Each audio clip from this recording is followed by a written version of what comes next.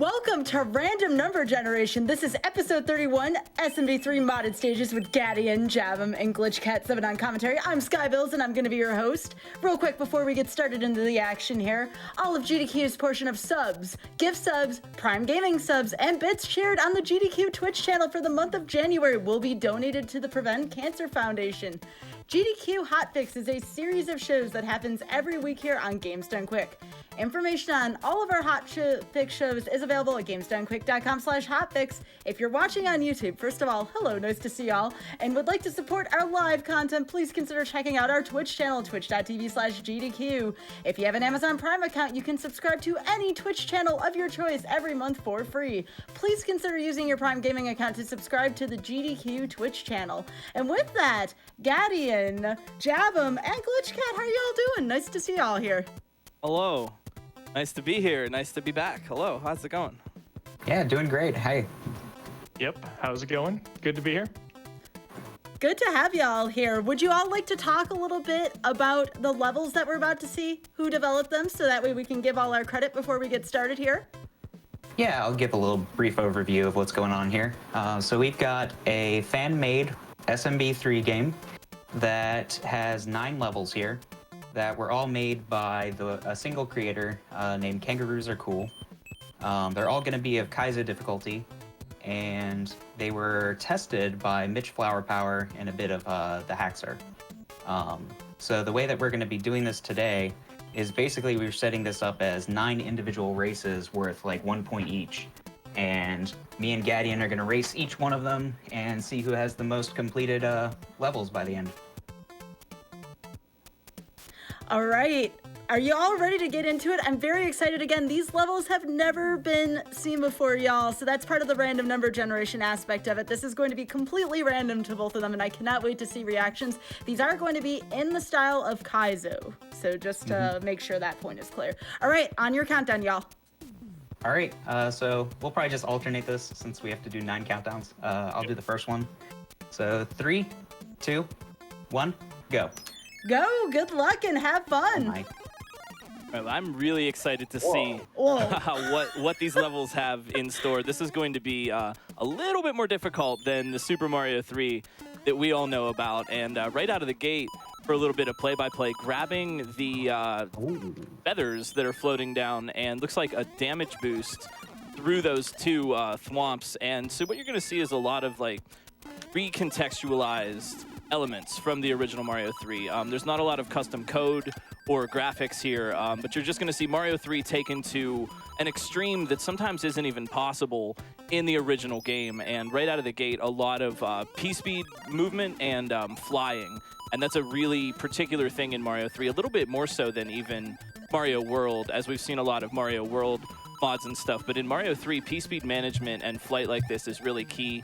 Javum on the right side making a little bit of progress, and ooh, yeah, getting P-speed and then wanting to bonk on the munchers, because in SMB3, when you bonk a muncher, they're actually a block, and they just turn into a block. They damage you, but then they just become a block. So a lot of flight and P-speed here right at the start, making sure to get the most out of the runway, making sure to get the most horizontal distance out of those runways, and then damage boosting through some sections and flying through others. Looks like Javum has a pretty good handle on this. Gadian on the left also catching up. So, GlitchCat, do you want to talk a little bit about how SMB3 physics are different than SMW physics? Because that's what we're used to seeing typically in mods of Mario games. Yeah, there's a lot to love about each of the games, and honestly, you know, a lot of mod players try to walk both paths and learn both disciplines. I kind of like to say that it's sort of the difference between like guitar and banjo or guitar and bass. I mean, they're both Mario games. They work in similar ways, but the nuances change a lot. One thing in particular in Mario 3, slow fall, not as prominent as it is in Mario World. When you hold the jump button in midair in Super Mario World, you fall more slowly than you would if you had let the jump button go. And regrabs and using that property is really big in Mario World mods. But in Mario 3, it's a little bit more about P-speed management. And these runners both know it. You could even have someone like MFP knows it very, very well. Seems like every time I hang out with MFP, I learn something new about Mario 3 P-Speed management, and that is the point of nuance that this level is using, and a lot of Mario 3 mods that make it more difficult will use is very careful P-Speed management. In Mario 3, there's a lot of techniques to preserve P-Speed. You can gain or lose it in strange and sometimes counterintuitive ways, whereas in Mario World, you kind of get it or you lose it, and there's a little bit of friction. And that's what we're seeing here is a lot of really careful P-Speed, because remember, when you have the tail and you jump up, you have a certain amount of flight timer, and the players need to get to where they're going. Gadian in the upper left making a little progress.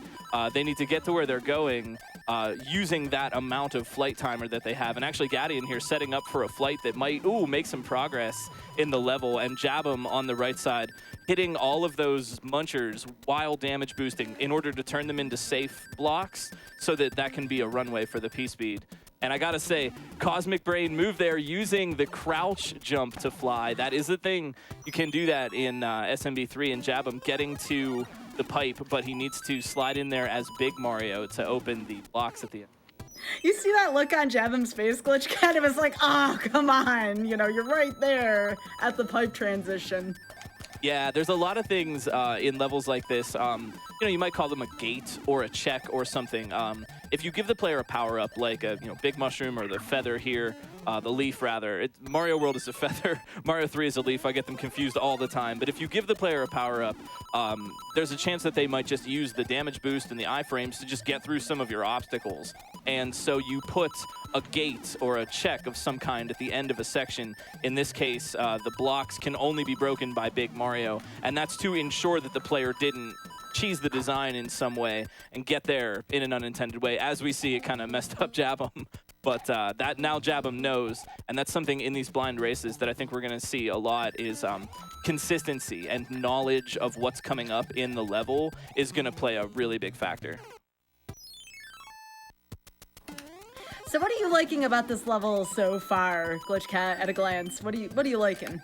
There's really tight flying, and I always really like P-Speed and damage boosting sections. Mario 3, I think, does that even a little bit better sometimes than Mario World. It's been more explored in the Mario 3 modding community. Damage boosting is always fun because you have to do something quickly, and it just kind of naturally forces you to optimize your movements. And then there's a lot of optimized flying going into this. The players kind of don't want to dive down too low, and Jabum right there doing a really good job just kind of not diving too low when they need to get under something, because like I said, they only have a certain amount of time of like a flight timer you can think of that's like expiring as they're flying. This is a really good test, and this is exactly kind of what we talk about with Mario mods, is that all this stuff is present in the original game. It's just the level, the way it's designed, is challenging the player's skills with this power-up in a way that you might not get in the original game. Nice try, Jabum, getting closer there. I heard that. I couldn't hold that one in. No, you're good. You're good. I like hearing runners' reactions. That's part of the run that we never get a chance to hear. You see folks on a GDQ stage, their mic is off, they're trying to focus. I like those reactions every now and then, and that's one of the things I love about this show the most is we do get to hear the runners' reactions to things. And this is definitely, our RNG random, because this is sight reading. These players that have not seen these levels before they sit down to play them. So not only do they have to execute a lot of tricky moves, and they have to do that and also read the situation and read the obstacles like in real time, because they have no idea what they're about to have to deal with. And that's something that's worth pointing out, I think, here at the start, because we're going to probably see that a lot as this race goes on, is consistency. It's about, on the one hand, you want to one-shot an obstacle. That could be a big win in a race like this. On the other hand, if you can't do that, or you do one-shot it, but then you die on the next obstacle, it's how quickly can you get back to the part that you need to work on. And there's Jabum on the right side sneaking in there. And that's a win. Nice work, Jabum. Get your GGs out for Jabum with the first point. Congrats. That is a really strong first level. Like, that's super cool. That was a good level, yeah. All right, so if you all are ready to go on to stage number 2, unless you have something you'd like to say about the first stage, by all means, before we move on. The part at the end, I haven't seen explored a lot, where you can lose your leaf and regain it, and you can keep flying and do that thing with the munchers where you turn them into solid blocks. That was really, really cool, and I had never thought of that. That's so cool. Yeah, that was a really good idea. I haven't actually seen that before either, where you can, turn all the munchers into blocks while regaining a leaf at the same time. That's new to me, for sure. I think the part that took me off guard the most was the motion of Mario when he loses the leaf and how he kind of stuck to the ceiling for like 3 blocks to get to the next leaf. I don't know if anyone noticed that, but that was really weird the way it looked. I haven't seen anything like that before for Mario 3. So, I just wanted to hear this real quick before we dive into the next level. What do you think Mitch was thinking as he was testing that first level? I bet he said that it was jank for like the first 3 minutes, and then he thought it was really cool. That seems to be a pattern I'm noticing. Standard Mitch, yep. Well, that was really good. That first race was very, very close. Let's see what happens in stage 2. Y'all count yourselves down on this one. Yep. All right, I'll do the count for this one. Are you ready? Yep. Jim? All right, 3, 2, 1, go. Okay. Oh, cool. All right. This is so fun. Getting to see out of context stuff. Normally those little hoppy blocks are in the pyramid section. We've got the Fire Brothers up there, and these are elements that wouldn't normally be in a Mario 3 level together, and this is something that I just love about all Mario modding, is you get to see this stuff out of context and working in a different way. Right out of the gate, doing that really tricky jump off the, what are those actually called? Little hoppy blocks? I don't know. They have little tiny Goombas in them or something. They're like hiding in there. I can't remember. Yeah, and then avoiding the Fire Brothers. He's just a single brother right now, but avoiding the fire. Ooh, okay, I see the next jump. Yeah, for what it's worth, I am also reacting to these levels unseen. I did not get a chance to sort of check these out before these racers came up, so I'm filling in for the audience here. Got the jumpy block that's falling down, and then, yeah, it will jump at the player. So this is cool. This is something I love. You see this in a lot of different Mario mods, different situations. Catching something in midair. Nice jump jab. I'm getting over it and dodging some more Fire Brothers. But, yeah, catching something in midair. You could jump on one of these blocks. Mario World sometimes uses swamps or falling Goombas. There's all sorts of things that just fall, and you having to catch it right in midair to get that upward lift. Always a fun obstacle. They're called Pile Driver Micro Goombas. That's so cool. What? What a cool name. That can't be right. By the way, no pressure, y'all. We have both the creator of these levels, Kangaroos Are Cool, in chat. We also have Mitch Flowerpower, the tester of these levels, in chat. So be sure to say hi to them. Hey guys, what are you putting me through? Oh yeah, Gadian getting up over that wall. Now this is kind of interesting, and I know the racers can hear me, so I wonder about discussing strats. Am I just feeding you all strats? But their jab-em, you just did. The thing that I was wondering about is, can you get that on the first cycle? Was it possible to drop right onto it and go over the wall, or do you need to get to the right and wait for it to jump and then catch it? And it seems like it could be done both ways, and maybe leaning into the faster strat might be a little bit of advantage. Gadian on the left there, ooh, yeah, getting into that run section and having to jump over some pits and watch out for more of these mysteriously named block Goombas. Yo, Gadian with the consistency, getting right back. This is what you want to see. This is what I'm talking about with these mod races is consistency. Once you know how to get through a section, once you've got it down, how quickly can you just kind of cement that muscle memory to be able to get back to the part you need to work on? And the faster that racers can do that, that's what wins sight reading races like this for sure. And speaking of sight reading as well, I've heard some feedback from the chat saying, how's this RNG based? Well, I'll tell you something. If you've never seen these levels before, nobody has by this point, except for Kangaroo's Are Cool and Mitch Flower Power. If you hit a Kaizo block, I mean, that's pretty random, honestly. So again, this is randomizer adjacent material, and I think this is fantastic so far. Excellent work by our creator and tester here. I finally get it.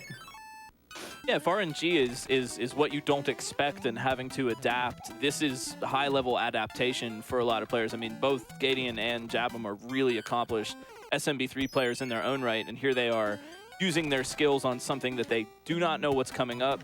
They just learned this obstacle, and here Gadian getting through it over and over again. So that's where the improvisation kind of sight read element comes in. Yo, looks like Gadian getting that that first cycle jump. I like to see it. Nice. Oh, also, too, we had a couple questions in the chat. These are both seasoned SMB3 runners, by the way, and they have done SMB3 Kaizo content as well. So if anyone's wondering, hey, what is the... Man. Oh, go ahead. Sorry, I'm done. Excellent. That was wow. Oh, wow. Yeah, very smooth. Yeah, Gadian getting over the pits and then being able to bop the little box Goombas. Nice job. 1-to-1. Well done. If you blinked, you may have missed that. Gadian just sneaking in at the end of that level there. Well done. Jabum also making pretty quick work of that level, but right there, Gadian gets through the level, and now we're tied 1-1 for there. Any comments about this level? I really liked that level. That was a lot of fun. I love, timing those jumps to hit things in the air. That's one of my favorite things. So yeah, I really enjoyed that first jump, actually. Yeah, I liked it too. I was finally getting the one cycle like pretty okay, but I wasn't expecting to get it yet. So even when I got it, sometimes I wasn't jumping high enough to get over the pillar. So that's just like one of those weird things that I couldn't adjust to. I noticed a very mini Kaizo Bros-esque jump there for the falling pillar, or whatever they're called. Not a pillar, pile driver. That was pretty cool. All right, so two pretty innovative levels so far. Also, can we call that short and sweet as a Kaizo level? Because that's definitely what both of those struck me as. They're very difficult, but they're also pretty short and sweet there. Yeah, that's kind of been the style for race levels for a while, because SMB3 kind of like exponentially gets harder with length of the levels if you keep adding in more tricks and stuff. Mm-hmm. So something a little shorter and sweeter usually ends up being better for the races like this. That's why we've got 9 levels, though. It's hard to add midways to SMB3 levels as well. It's possible. There are hacks that do it, but it's difficult. So All right. generally try and keep them short. Are we all ready for level number 3 on your countdown? I'm really excited to see what's next. All right, let's do this. 3, 2, 1, go. Oh, underwater. Water. Ooh. All right. So we got underwater, and we've got the parabeetles that are hanging out. Now normally they swim through the air, but here they're swimming through the water, and I like that because I've never seen that as an obstacle before. But you can't touch them. You could stand on them in the air, but you can't touch them underwater. So they're actually kind of just working like a little fish. And now Gadian and Jabum both needing to grab this grab block that's floating in the air and kind of swim up with it. You can do some item swimming. There's like a little trick in some SMB3 levels you can do like a little item swim with, but here it's being used intentionally to bring that grab block up and open the gate. You've got to watch out for the fish that's swimming to the left and right up above there, because colliding the fish and the grab block will just break the grab block. Oh, and then Gadian, yeah, timing out. So those grab blocks are on a timer too, so they have to be fast. They have to avoid the fish, and Jabum getting it and moving through. I think now these are called Gelectros. I know that one. They're the little jelly, electrified jellyfish that hang out in some of the auto scrollers in real SMB3. Gadian and Jabum kind of both with the same experience right now, but those are the Gelectros are one hit, so they provide the barrier, make it a little bit tougher to swim through that section, and are forcing both these racers to just have a lot of precision in the way they swim. Oh no, what's that? The downward pipe with the current coming out, and Jabum getting through. Oof. Oof. You hate to see it. I wasn't expecting that for some reason.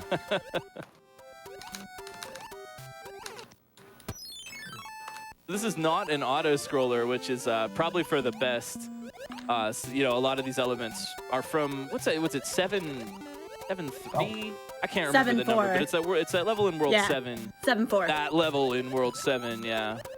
The underwater scroller, as we call it. The one that no one ever wants to see or play, and you don't really see it that much. So Worthless is the most run category in SMB3. Of course, we have the hot, fairly new categories still of all forts. But regardless, you don't see 7.3 in much, 7.4 in much of that now. So so you wouldn't call this an auto-scroller. It almost looks like a forced auto-scroller to me, GlitchCat. Wow. Yeah, well, you know, it was a short and sweet auto-scroller because Gadian, with some remarkably precise swimming, that was really good. Now, that was a bit of a sight read on Gadian's part. You know, just reacting to those parabeetles coming at him and being able to see the gap and get in there. One shot. That was really well done. I'm very impressed with that. Again, Gadian just finishing these levels with such precision and just, again, if you blink, you've missed it. And that was very much the case for the last 2 levels. So it seems like right now, in the type of race predictions we have here, if this is going to be a more grindier level, Jabham's very good at those, has the patience, kind of evaluates things, but if it seems like it's one of those that's kind of short and sweet and it can be done in the blink of an eye, those have been favoring Gadian lately. So with that, any thoughts about the elements shown in the underwater level for y'all? Any thoughts? I think that it punishes the player who panics, because I panicked. Definitely does. You have to have nerves of steel underwater. It's like I saw that piranha plant and I was like ready to just go under that pipe, and then it was like, oh, there's a plant, jump, except that it's swim, and I go right into the ceiling. It's like, oh god. It's really weird how Mario swims in Mario 3, because you can't like hold down and do like a tiny swim usually. You have to fall a little bit before you can swim to have a tiny boost up. Otherwise, you're just gonna skyrocket into those squids, whatever they're called. Gelectros. Gelectros. Sorry. Which, fun fact, don't do damage in every object set. Javin has trolled us with levels where they don't damage. All right, and I also like how the cleared levels also show the score. So if you want to know what the score is, take a look at the map between stages as well. That's another really good way to reinforce score there. All right, are y'all ready to go? We're going to go into stage 4. Yep, ready to go. All right, on your count. All right. 3, 2, 1, go. Oh, nice. Okay, Airship. so GlitchCat, I don't want to call you out here, but here's your auto scroller that you were talking about. Yep, the airship. And right out of the bat, some really tricky jumps there. Watching out for, it's a Kaizo block. They're invisible blocks. You know who invented them? Nintendo. In Lost Levels, aka Super Mario Bros. 2, there are invisible blocks in that game that are just there to kind of be like, haha, you can't make that jump. And that's pretty much how they're being used here. Watching out, the players have to move really quickly at the start here because the auto scroll is going to force them into a situation where they have to hit that block. So moving quickly is the way to avoid that. And Jabham making really good work. I looked away for 1 second, and Jabham is making massive progress here. Now, deaths are really going to be rough in this because of the auto scroller. We know in speedruns, auto scrollers are bad because if you mess up or you take a death, you go all the way back to the beginning and you have to wait for the auto scroll to get you to the point where you want to be. Some Goombas falling down. I didn't even notice those guys at first, but they're actually falling from the sky. Just kind of got to remember that they're there. I like this level. This is fun. Jabham again making really good progress. Just like you were talking about Sky, it's the battle sort of between consistency and sight reading. You might win if you can just one-shot some obstacle and be real clutch, or if you're not doing that, you need that consistency to make it back there more often than the person you're racing against. So it's interesting to see how those strats kind of play out on something that's a little bit slower like this. Yeah, whatever faces Jabham's making, I feel the same way about auto-scrollers, Jabham. You're not alone there. They are not fun to deal with, especially in a Kaizo context. I just don't know where to go there. Let's see what if Gadian, do you feel like you're stuck anywhere so far? Yes, I am very stuck. This Kaizo block is killing me. Well, y'all cleared the last couple levels so quickly. It's okay to take our time a little bit. You know, we got plenty of time here to sit, chill, talk Kaizo. So we were talking about this before, Glitch Cat. Do you feel like we have any kind of signature yet from Kangaroos Are Cool? You know, we talked about how every Kaizo mod has like this kind of signature on it. Are you feeling any yet? Any kind of underlying theme between these stages? You know, I've gotten to play stuff. I've seen Kangaroos Are Cool. I've seen their work before I've gotten to play and race some of their SMB3 levels, and I just like how clean it is. You know, growing up with the Mario games and playing all this kind of stuff as a kid, you always imagine about what would other levels be like? Oh, what would it be like if there was the jellyfish and the parabeetles together? Like, oh, wouldn't that be cool? And I like seeing just this, it's clean. It looks like it could be the original game, just kind of from a universe where everything is kind of a little bit more difficult than we're used to. But I like that kind of just signature cleanness. There are other Mario 3 mods like we saw at the past GDQ, Mitch running Orb Brothers with a lot of customization. And that's all well and good. We like that too because it's cool to see the game taken to a different extreme. But this is just like, just a kind of a dream, you know? It's rearranged, you know, Kaizo being, what's the word I'm looking for? But in its origins, in Japanese, it just means rearrange, right? And it's come to be a colloquialism for this kind of hard style difficulty, but this is just SMB3 rearranged, and I like that cleanliness on the part of Kangaroos. Nice. Oh, that one jump just right there in the middle, giving both players the business. I'm not even sure I'm doing it correctly. It could be wrong. I have another theory that might be what it is, but I'm not sure. I love watching the trial and error so far from both players. It's one of my favorite things about watching Kaizo mods, right? Like, you watch, you know, anyone clear vanilla versions of the games, but one thing I really like here is watching the process that takes place from start to finish in these stages. Jabum on a good read right now. This is new territory, and Jabum just having to react right there. Nicely done. Getting in, reacting to those fire flowers. That was good. Getting that mid-air Koopa jump and then a tiny little bounce to get in that gap, and then being able to just react and sight read where those fire flowers, fire piranhas were going to be, rather. Yeah, those piranhas are very trolly at the end. Like, I am shocked that I got through them on the first try because there was almost nowhere to go with those fireballs. Since we have time, and as long as Gadian feels up to it, I'm gonna take another few attempts to see what Gadian can come up with here, as long as Gadian's cool with that. What was that there, Gadian? Oh my gosh! I have no idea. I wish I could see. I don't know what that was. Hey, wait a minute, who turned on Somebody Game used Genie that, here? So, for Jabum's sake, there's a jump where you're jumping off a floating Koopa here and trying to jump on a tank. There's apparently an invisible platform here that you can just land on. Let's see if I can do it again. Oh, well. Yeah, Gotta keep get going. there, I guess, first. I like that strat, too, of taking the left, going to the left of that little sticking out ledge right at the beginning to avoid the Kaizo. I don't know if that was intended by the maker or not as the faster strat, or it seems like you have to go around to the right, but either way, nice jump. That completely avoids the Kaizo because it's there to make sure you moved quickly enough. Oh, I didn't even know about that one. I'll find all of them. Kanga has a huge tendency to put Kaizos that just make it so that you can't take the easiest jump possible. Yeah, there's a lot of different ways. You know, we talk a lot about, you know, Kaizo blocks. It's kind of a thing in the genre.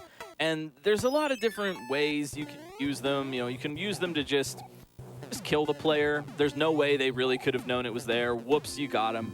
And then there are ways to use it to just define the shape of the space that you're in and force you to make a trickier jump than you normally would. Like the SMW, the original Kaizo 1, I mean, they got used a lot to just, well, the obvious trajectory of the jump is this, but the Kaizo block forces you to make the harder trajectory. So it's just kind of like shaping the space when they're used more gently. Yeah, and Kanga's apparently, she's told me that her theory is that the best Kaizo blocks are the Kaizo blocks that hit you right when you forgot that Kaizo blocks are a thing. Well, there's a lot of different interpretations, and even sometimes people have gone as far, and I don't know if this is as much of a thing in SMB3, but in SMW, Kaizo's, folks have gone as far as sometimes just to outline them.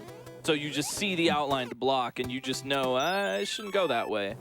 So it's even down to a difference of, do I just want to surprise the player, or do we want to just show them, hey, you're going to have to make this jump? Yeah, if we had that in SMB3, it'd actually be pretty cool, because when you hit a Kaizo block, you don't just fall at a normal pace, you kind of get jettisoned downwards.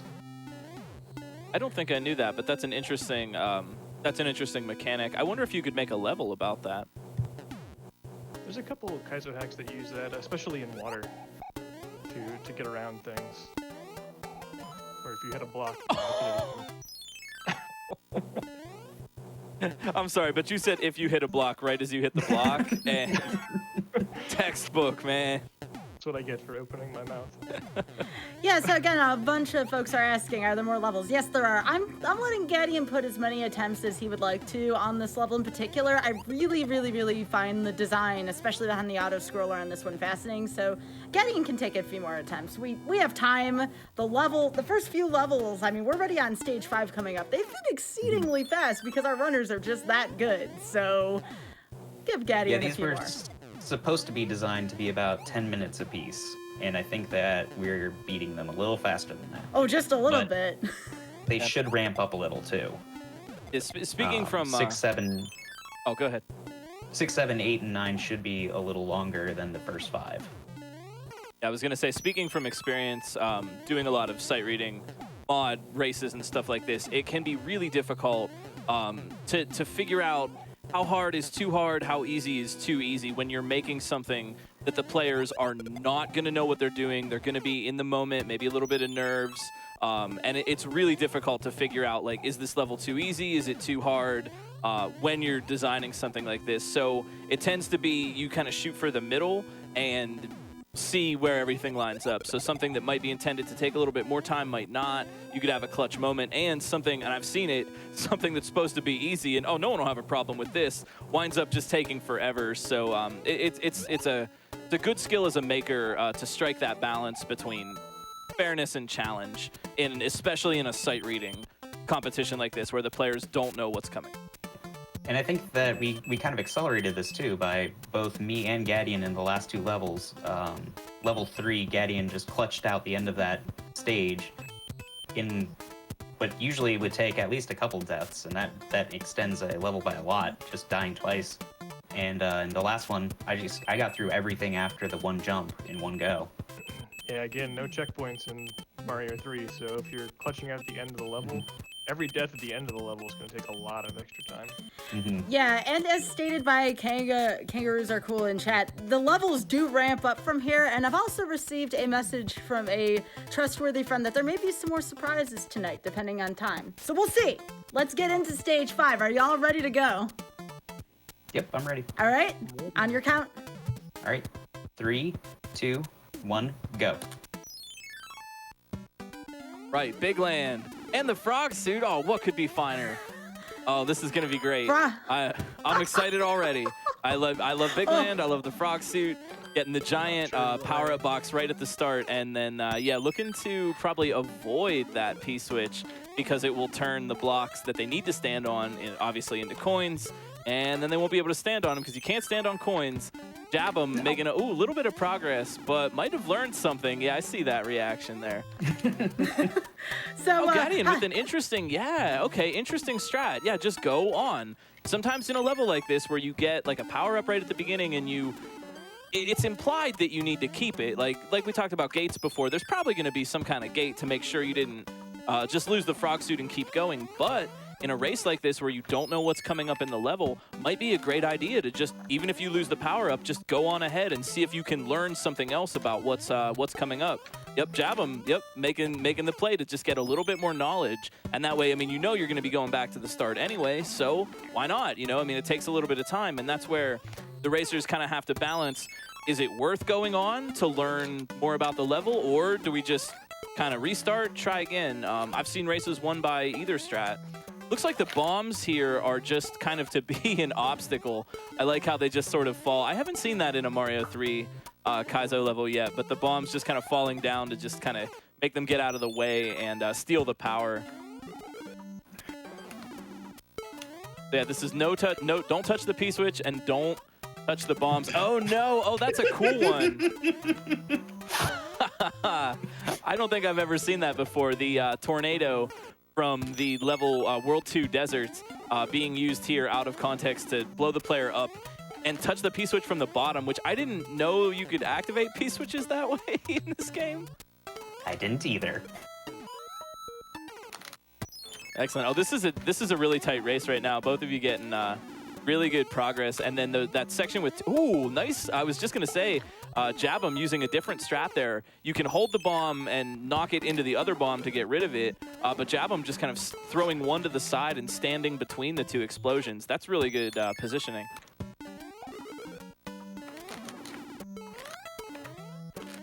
I love the usage of the frog suit.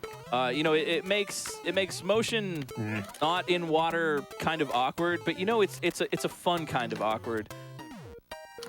Oh, Gadian on a good run though, keeping the frog suit to the point where they needed it. But both players right now getting caught up, caught up by the tornado. Sorry, I had to. And this is, again, just something so neat, you know, getting to see out-of-context stuff. You know, you can't do the frog suit % in Mario 3 and run around in regular levels, but here you actually have to use it. And I just think that's such a...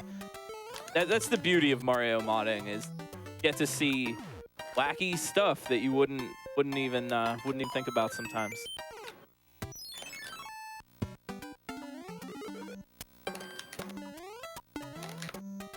But it looks like the tornado is the point right now, and both players having got to the tornado.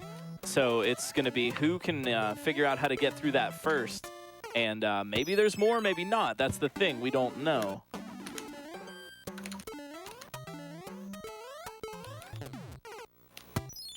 I'm actually curious to see what the strat is here. Yeah, I'm struggling. How about you, Gadian? What are you thinking so far? I am not sure how to get past our tornado yet. I'm gonna have to experiment a little Ooh. bit. So I was looking at Jabum's screen. This is something interesting. I was just gonna say that having to learn something new, right? Like this might be a bit of tech. Like, I'm not sure how to do this. Like, I'm supposed to know my stuff here, and I'm not quite sure what's going on. But you know, having to learn, adapt on the fly. Ooh, Jabum looks like he might have gotten it. Oh, maybe. Oh, nice. There it is. Jabum gets Watching out for that chain Made chomp, me too. feel silly. We'll give you a few So more what tries was here, that? Gadian. Okay. So what actually was that, Jabum? You just jumped in such a way that you kind of avoided the corner of it and didn't get caught? That's what it looked like. I went over it. Yeah. Just kind of getting like out of it, because it has a range around itself where it'll kind of grab you and throw you in. So just kind of jumping to avoid that invisible hitbox that exists around it. And I'll tell you why it's not intuitive to do that normally. And it's because your acceleration on Mario when you're jumping from a flat-footed position like that is terrible. But something different about the frog suit is that you get instant super speed on jumps for some reason. So it was only possible because I was a frog. Otherwise, I would have never been able to make that jump. That's really interesting. So the level, it uses the frog suit to make it a little bit more tricky to get there. Then you need the frog suit to get over the tornado, and then you need the frog suit for the damage boost at the end. Hey, wait a minute! Wait, what's this? What? Hey, wait a minute! You know, if I'm confused. What is Gadian doing? Gadian, you broke it. I have a tendency to do that. Sorry. Sorry, you get the cool point victory for that one. Oh It my may not be the goodness. intended strat. May not. We love cheese in the Mario 3 community. Oh, I need to enter a level though, because I'm Big Mario outside of here. Oh, Just FYI. yeah, we're gonna take a break soon anyway, so you can do that on the break if you'd like. Because that is already stage 5. My goodness, y'all are not called speedrunners for nothing. Look at that, 5 very complicated SMB3 modded levels, and just already under 40 minutes. And again, the timer's just there to kind of show the length of the show here. That this isn't mercy kill and not cutting them off after 2 hours, all right? That's tomorrow. Y'all can wait for the timer to be deadly tomorrow, all right? So real quick before we go on the break, first of all, I do want to give additional shout outs to Kangaroos Are Cool for developing these levels and to Mitch Flowerpower for testing the levels. And again, if we finish early, we may have a little bit of extra something coming up for y'all, all right, involving SMB3. So real quick, if you are watching on YouTube and you would like to support our live content, please consider checking out our Twitch channel, twitch.tv/GDQ. If you have an Amazon Prime account, remember you can subscribe to any Twitch channel of your choice every month for free. So please consider using your Prime Gaming account to subscribe to the GDQ Twitch channel. And with that, everybody get up, stretch, hydrate. We'll be right back with random number generation. Cool. Welcome back to Random Number Generation. I am joined here with Gadian, Javum, and GlitchCat7, who is joining me on commentary, and we're playing some SMB3 modded stages created by Kangaroos Are Cool and tested by Mitch Flowerpower. What are y'all thinking so far, real quick, before we dive right back into the action? I'm gonna be real. These are some of my favorite levels ever. Ooh. There have been some really cool ones. Yeah, it's been a lot of fun so far. Yeah. I loved that frog one. That was so cool. Like, frog jumping is so underrated. People use frog suits all the time for Kaizo underwater levels, but jumping around as a frog is really fun. All We'll right. have to, Oh, go ahead. we'll have to get cartridge blowers to play that one. He's a frog expert. All right, y'all. Let's get back into the action. On your countdown, we'll resume our big countdown as well. So go ahead. Let's go. All right, I'll count down this one. Are you ready, Jeb? Yep. All right, 3, 2, 1, go. Oh, Nice. And another big level. All right. Yo, I love Big World. It's so fun. Big enemies. Gadian, yo, on the left, already making, good progress. And Javum getting to that same point. I like the midair jump on the falling Koopa right at the beginning. It's a little bit easier, and I really like that for the midair jump because the big Koopa is obviously bigger. Bigger hitbox, bigger target to hit while you're dropping in the air. And then using the Goomba to get across that pit of munchers. Watching out, yeah, now running into that channel, and that Bullet Bill is going to shoot. And it looks like they want to get down below to that other line of clouds because clouds in this game are semi-solid. They only have a hitbox like on the top, so you can like fall down through them. Oh, this is fun. I like this level a lot. It looks like it could be a Big World level, like it you know, except for the fact that the difficulty is just through the roof. It looks, you know, it reminds me of the original game, which is great. Both players right now looking for that little slide movement, how to get down below on that second level of clouds. Oh, I like the strat that Gadian's working on right there. Bullet bills, and I think this is how they were. SMB3 and SMW kind of have a little bit of overlap, but have some differences. But yeah, Gadian kind of watching out and unloading the bullet bill spawner because the sprite that shoots bullet bills is just a sprite that loads in, and the object of the bullet bill shooter is just a block. So yeah, so you can manipulate the bullet bill shooter like you would any other sprite. And by moving off the screen, it unloads the spawner for the bullets so that Gadian can have a couple more tries at that part. That's a really good situational awareness and you know, knowing the deeper mechanics of the game and then using them in the moment.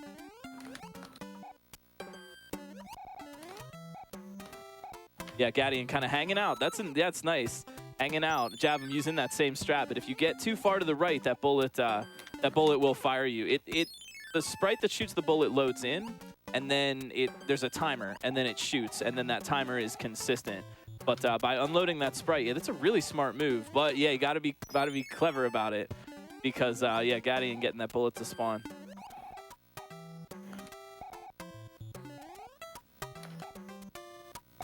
Oh, tricky move, but it looks like Gadian's getting a little bit of consistency. And just like we were talking about in the first half, you know, these kinds of races, two things really go in, like we said, consistency and sight reading the obstacles. You can either get real clutch and beat some obstacle on your very first try, or you can be consistent enough at the obstacles you've already learned to get back to the obstacle you need to.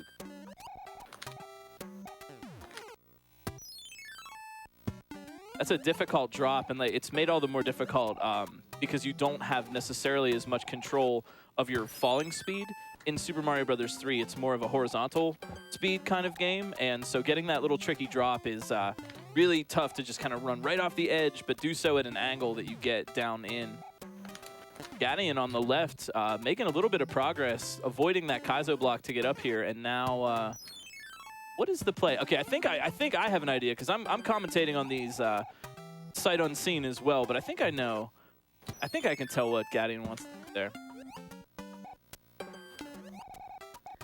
Yeah, don't give it away quite yet, but this level certainly seems to be centered on the falling speed and how you can control. At least that's my interpretation of it so far. Yep, jab him, try and get into that big giant Goomba as well, and that's we call it, well, I guess in mods we call it like a bucket. The Goomba is walking around inside a space that is so many tiles, and there's just enough space on the left or the right side. So watching the motions of the Goomba and then timing the jump into the safe area, I think that's how they're gonna get it.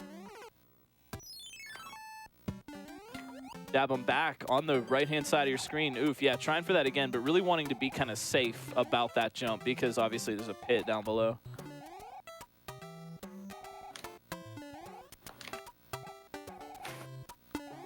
So it's almost like a little, kind of watch how these racers are kind of adapting to this kind of fall obstacle, because that's the real trick in this level. It's almost like a little, the left-right of some kind, that just as you're falling, want to run forward, but then right as you're falling, turn to the left slightly and then immediately go right again. And these left-rights can kind of serve to make your movements very, very precise. That a lot of times in Mario games, you want to, Mario's as big as one block, and you want to land on half a block, or just on the very left or very right side. And so using left-rights in your motion can kind of help you dial in that precision. This one's actually a hard forward. If you hold back any, you don't make it. Oh, then I was okay. I thought I saw Gadian do it on a left-right. Okay, jab him, nice, getting up and over there. Ooh, all right, nice work. I didn't realize that was the level. I thought for a second you'd. I thought for a second you might jump off into the right over there, thinking that the goal might be over there. But trying the pipe, that's a good play. I almost didn't because I thought there was going to be more, but plus I thought I heard you talking about a Kaizo block I might not have seen yet, so I kind of was like scared of that. I hit 2 in that level. I don't know how many you saw. So just one. I have to know, what is the reaction to that kind of fall move you had to do between those clouds? I wanted to know what y'all thought about that, because that was ridiculous to me. Gadian, you can go first on this one. That one was a little bit of a frustrating one for me. That was tough. That's a tough, because you have to go really slow to fall in that one tile, and then you have to try and go as quickly as possible hard to the right so you don't fall to your death. So yeah, that one was tough. That was very tough. I didn't know that would be possible, to be honest, but it actually uses a mechanic that I brought up earlier. About how when Mario hits his head on stuff, he goes down faster than just normal fall speed. And it's even more pronounced with a Kaizo block, but it works with just solid ceilings too. So what we had to do was run in there full speed and jump into the ceiling to bounce down into the crack. And actually, I misspoke. You all know what you're doing a little bit. I misspoke on that because I thought you needed to do a kind of a left-right. You actually can do it with a left-right. I was doing it actually walking into that space and then hitting the run button in the air. Oh, and getting the interesting. speed. It would just barely get me there. But it wasn't very consistent, so yours might be more consistent. It's just a difficult move. I think it ended up more consistent by the end when I was doing it. But the problem is that I didn't have a backup if I missed. So if I jumped and I ran across the cloud to the other side, I had nothing. Like, I just had to get shot by a bullet. Yep. All right. Yeah, I could try it multiple times if I didn't fall down, because I could, depending on the spawn of the bullet, I had to time the spawn. Are y'all ready for the next level? Yeah, I think so. All right, let's do it on your countdown. All right, 3, 2, 1, go. All right, so I'm getting the feeling, Glitch Cat, that the level wants us to go up. It seems to be the case, especially with all these happy-looking clouds, as though they were painted there by Bob Ross himself. And okay, I love this. This is like one of my favorite tricks in all of Mario modding. You can do this in Mario World, Mario 3, the shell jump. It's a classic at this point. It's a really difficult trick, and I love it because it's one of the it's like an ollie or a kickflip or something that it's tough, but once you learn it, you get to do it everywhere. Essential premise here: when you throw a shell and it rebounds off a wall or a block, it becomes active and it's moving. And active shells can be jumped on, so as long as you are the right distance away from the object you're throwing it at, and you throw it at the right moment in your jump, the rebounding shell will produce an angle that you can just get it right under your feet and get a bounce off of it. And that's really all there is to it. It's just kind of a snap of the fingers. They are a little bit weird in Mario 3 because the way jumping and throwing physics differ between Mario World and Mario 3, but they're just as fun. And they always just look so swag, I feel. Both players making pretty good progress right now. I think I've seen Gadian get a little bit farther, but it's all this the shell jump consistency, which can be tough. You know, it's the more consistent you can be at the shell jump, the more these players will get deeper runs. And wanting to hit that green Koopa, that next section right at the peak of its jump, because you need a lot of vertical distance to get to the next platform. So they kind of, they approach it in a weird way. Oh, jab him though, wait. Oh, now that's good, using the shell jump. Okay, so there's more than one way, and I like that about a lot of these mods is, you know, you can be adaptable, right? Sometimes there's an alternate way to do things, as we've seen. I like that a lot. But yeah, actually, now that I'm looking at it, I wonder if you could just jump off the Koopa, or if you're going for the shell jump. But jab 'em, sticking with strats that work, and then using the turn back. I love. This is so fun. You know, you can do the shell jump off the wall right in front of you, or as we're seeing coming up for jab 'em, you kind of turn back and do like a fadeaway. So you turn to the left, throw the shell against the left wall, it rebounds and goes to the right, and then you get to jump off of it further on to the right. It's so swag. I love unintended behaviors like this, and things that like the original game would have never even asked you to do this at all. This is way beyond the capabilities of just the regular people that are playing, but it can be learned, it can be mastered, and it looks so cool when you pull it off.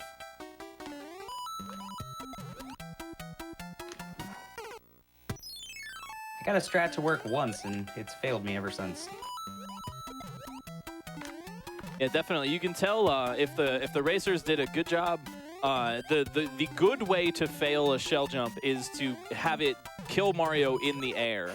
If it misses Mario's feet completely, that was a poorly timed one. Or if it just smashes into Mario's face and you die in the air, that's good. That means you were close. Remember, the idea is to throw it beneath Mario's feet at just the right angle to come down and contact it. This is such a fun move. You can do these in the original game.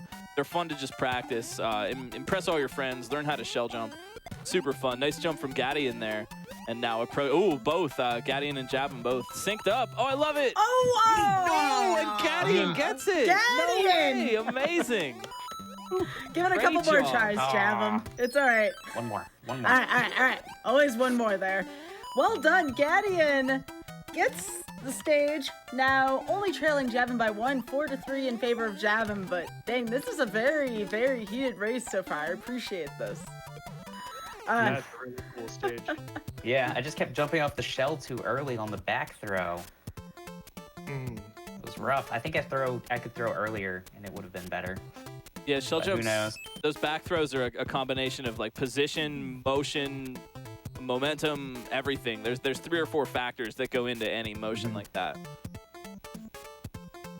That was a very close one, by the way. You both were like almost synced up at one point, and then Gadian finished, and Jab 'em barely hit like the snippet of the hitbox there. It was just. I know, I almost got to the turtle. What are hitboxes in Mario 3? I still to this day don't understand half of Mario 3's hitboxes, and that was a demonstration of that for sure. So, There's some weird tricks you can do with hitboxes in Mario 3. Oh yeah. Yeah. You can go like horizontally into a lot of enemies too, and you'll just bounce off of them. It's pretty weird. All right. Art enemies to be super kind in hitboxes. You can hit them anywhere and you'll just bounce off of them. Stage 8. Are y'all ready? Now I hear the last two are the most difficult in this one. This is what I've been hearing, so I want to see stories. how that is the case. Let's go. Let's see how it goes. Yep. All right. 3, 2, 1, go. Ice. Oh, I already see what this is going to be. It looks so exciting. We've got platforms on lines and a mushroom up there. And when you bop, when a mushroom is moving along horizontally, you hit a question block below it. It will kind of bop the mushroom up. And I smell an escort quest. This is really exciting, yeah. So this is, we talked a little bit about this before. Is it worth it in a level? Once you know, there's some kind of thing like a power-up. In this case, they have to guide the mushroom or keep the frog suit. Once you know that you've already messed that up, do you keep going to learn a little bit more about the level? So I'm interested to see how these racers adapt to that. But yeah, having to guide this mushroom, first bopping it up with the question block and then hitting the invisible blocks, which here they're not really to mess you up. They're just marked with a coin to show you, hey, you need to go up there and hit that. And then the visible blocks that form from hitting that is the path for the mushroom. And having to move quickly because these platforms on lines are going to move out from under them and drop away if they don't do everything right in the moment. Moving platforms are definitely my weakness in this game. Yeah, they can be, they're tough, especially because you only get one shot sometimes, or you have to do something right now as soon as you landed on it. This is I guess you could maybe call this a bit of an ultra star. In the original Kaizo 1 game, the T Takamoto kind of viral video that set off the Kaizo thing, there was a level with lots of platforms moving on lines, and the name of that level was Ultra Star. So Ultra Star has come to just be a word for this type of level with lots of platforms moving on lines, and you have to time your jumps and motions to keep in sync with the platform rhythm. Ooh. That's a really tricky section there, getting off that green Koopa, getting up to hit the block, and then landing on the platform, and then following that up immediately with the, that looks like, what's that, the 2-tile? Yeah, 2-tile jump, which is not an easy move. A really slight press on the button is necessary because, like, the duration, if you tap the jump button real quickly, you get a slightly smaller hop. So it's a very subtle input that Jabum is doing right there. And oh no! Oh, geez. Hitting the question block a little bit early, and that's a 1 usage block, so he's not going to get another try at that. So Glitch Everything Cat, else has been such a race. Yes, Sky? what are your feelings on escort missions? We have a lot of folks in the chat talking about escort missions in various games. How do you feel about the escort mission mechanic? You know, it can be fun. Okay, like, this is how I see it. Oh, Jabum, wait, hold on. Getting tricked at the end. Oh, no, the last one. It looked like he wanted to make the path for the mushroom, but actually, he wanted the mushroom to drop through there to damage boost. Oh, no. But escort missions can be... my take on it is that we don't not like escort missions just because they're escort missions. It's just that escort missions, just like water levels or auto scrollers, can just lead to things that are annoying. I feel like as long as you have enough to do moment to moment in your escort mission, then it should be a fun time. It's the slowness that is annoying, right? And Jabum with no shortage of fastness getting through there. That's that consistency we're talking about. Jabum knew. They got there once. They know what to do. How quickly can they get back to that same section? Nice consistency. Wins the day My for heart Jabum. is pounding on that one. I don't know why. I don't know. That one just, like, there was a sense of urgency with that mushroom moving that you don't get in the other stages. You gotta save mushroom pal. Jabum, when you missed the end pipe the first time, when you accidentally boxed in that mushroom, the look on your face was priceless. I felt legitimately betrayed by a friend. That's a lot of how Kaizo tricks can go like that is you sort of lulled into a false sense of security. The whole level has been teaching you this whole time that this is what you do, and the level has reinforced that. And then right at the end, haha, no you don't actually. Yeah. I know, I can't believe that was the trick at the end, because that takes a devious mind to know that the person is just, that you can even see the wall. It's like such a psychological trick. I should be able to see that the mushroom can't go anywhere else. But it was on screen. But something in my head just told me I need to hit this block. Yeah, there's a good difference, I think, in trolls and stuff and tricks like this in Kaizo mods where on the one hand, you just get to kill the player. Oh, whoops, there was something there. You didn't know. Haha, you're done. Or getting them to trick themselves. It's the difference between just dumping a bucket of water on your friend or getting your friend to dump a bucket of water on themselves, you know? Yeah. That seems pretty accurate. All right, final level, and again, this will likely not be the last of the content for tonight. Again, we have allowed way more time, and I didn't expect both of these gamers to just blast through these levels, and these have been very difficult levels, too. These are two very seasoned Mario 3 players going at it here, and never before seen levels. Are you all prepared for level 9? I know this one's going to be pretty tricky. I'm ready to go. All right, All right. let's do it. 3, 2, 1, go. I was expecting the castle theme. Very nice. The castle to wrap it up. Oh, this looks fun already. First of all, the upward rising platform there. That's a thing from regular Mario 3. We saw it in Bowser's Castle in Mario 3. And here it's being used to kind of trick the player, but also force the motion. Jabum getting through that part and dropping off that donut block. Oh, there's more of them. Very good. Because here those platforms will just push the player right up into the spikes in the ceiling. But it's a trick, and it forces them to move. They've got to keep the flow. Often in these levels, you'll see things that just keep the player moving and don't let them stand in one place for too long. Two different strats involved with the platform at the start. Saw Gadian kind of trying to run off the edge and drop into that one-tile gap. Could maybe get that. We'll have to see. But jumping seems to be the play. And now, ooh, Gadian on a good run on the left, watching out for, yeah, moving the boos. Okay, good strat. Yeah, getting those boos to move a little bit makes that jump in theory a little bit easier. Remember, boos will chase you when your back is turned, and they work the same way here. Yeah, not a bad play. Gadian now kind of leaning into that boo moving strat, and then avoiding the, not sure what the floor boos that come out of the little white horizontal lines in the floor, but they move on a cycle too. So Gadian just kind of watching for the end of that cycle and then getting through when they're pushed down.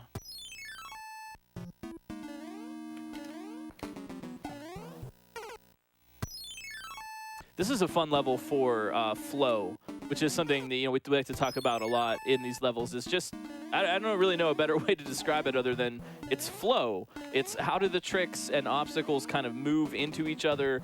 You can almost think of it like musical. There's a legato and a staccato where lots of, you land after you make one jump, you land, and then you immediately have to move, and then all of a sudden you're jumping into some other gap. But then you have a chance to relax. And kind of pacing the flow, being, constant motion versus standing still and waiting for everything is, part of the artistry of designing these levels. And something I think Kangaroos did a good job with is you're not always moving fast, but even when you're resting, you still got to get a move on. And the resting is difficult too because of the ghosts. Yeah, I don't know. How are you feeling? Because I see both of you kind of trying to move the ghosts a little bit, and it's possible to hang out on those donut blocks because the donut blocks, when you're standing on them, will drop after a certain time, but if you jump, that will reset the fall timer for the donut block. At least I think that's how it works in SMB3. So you do have a little bit of time to kind of hang out and maybe get the ghosts into more of a favorable position. Oh, I love the sync right now. No. Oh no, oh geez. The Kaizo, the return of the Kaizo block. Just when you thought it was over. Oh no. Yeah, Gadian looking just happy every step of the way, while Jabum, you can definitely tell when something goes on that Jabum does not like or approve of. I love it. Oh. I just realized I was being silly. This is an interesting level to wrap it up with because it looks kind of visually like you might just be able to make the jumps without moving the booze, but moving the booze is a lot safer. However, it takes time, and that can be critical in a race like this.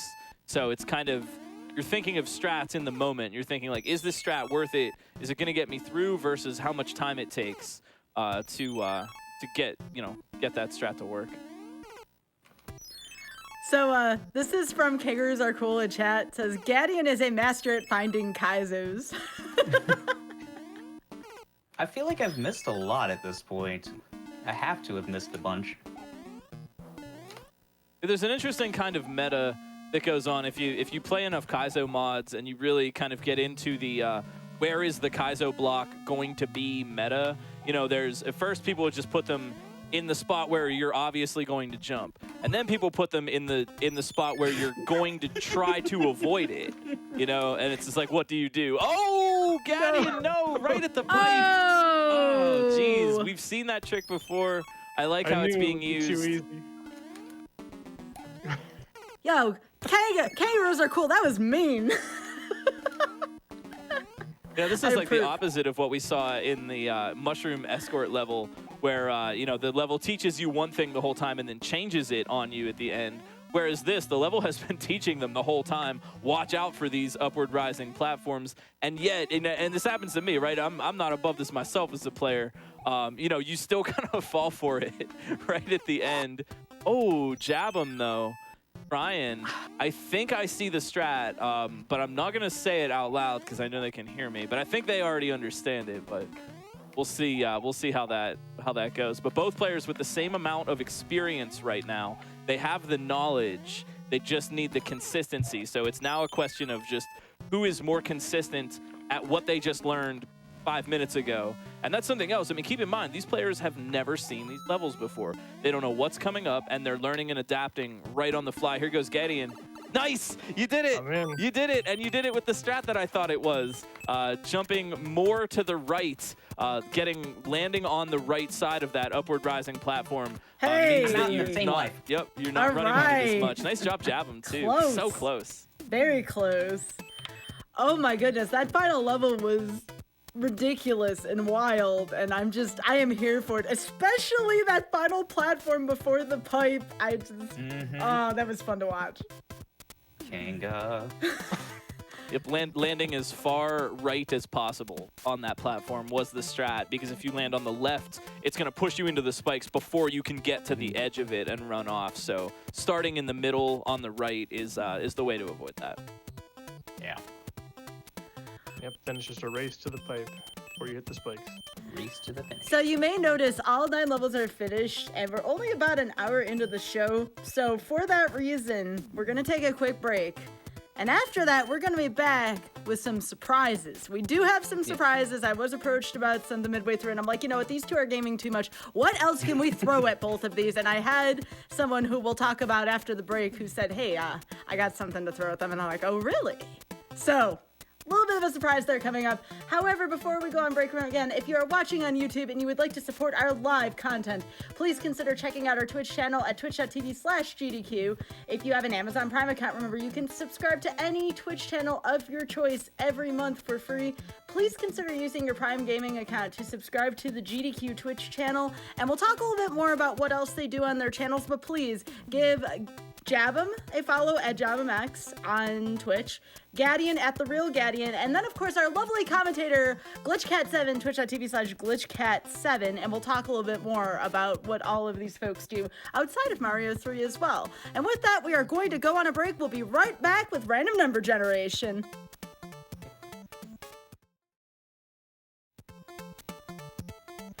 Welcome back to Random Number Generation. I am joined here by Gadian, Jabum, and GlitchCat7 on commentary.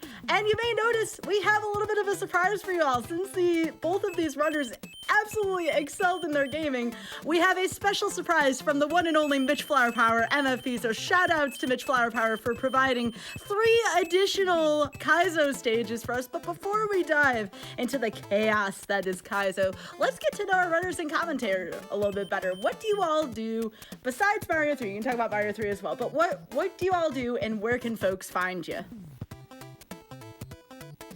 All right, I'll go. Okay. Go ahead. I'll go first. So I'm Gadian. You can find me on Twitch at TheRealGadian.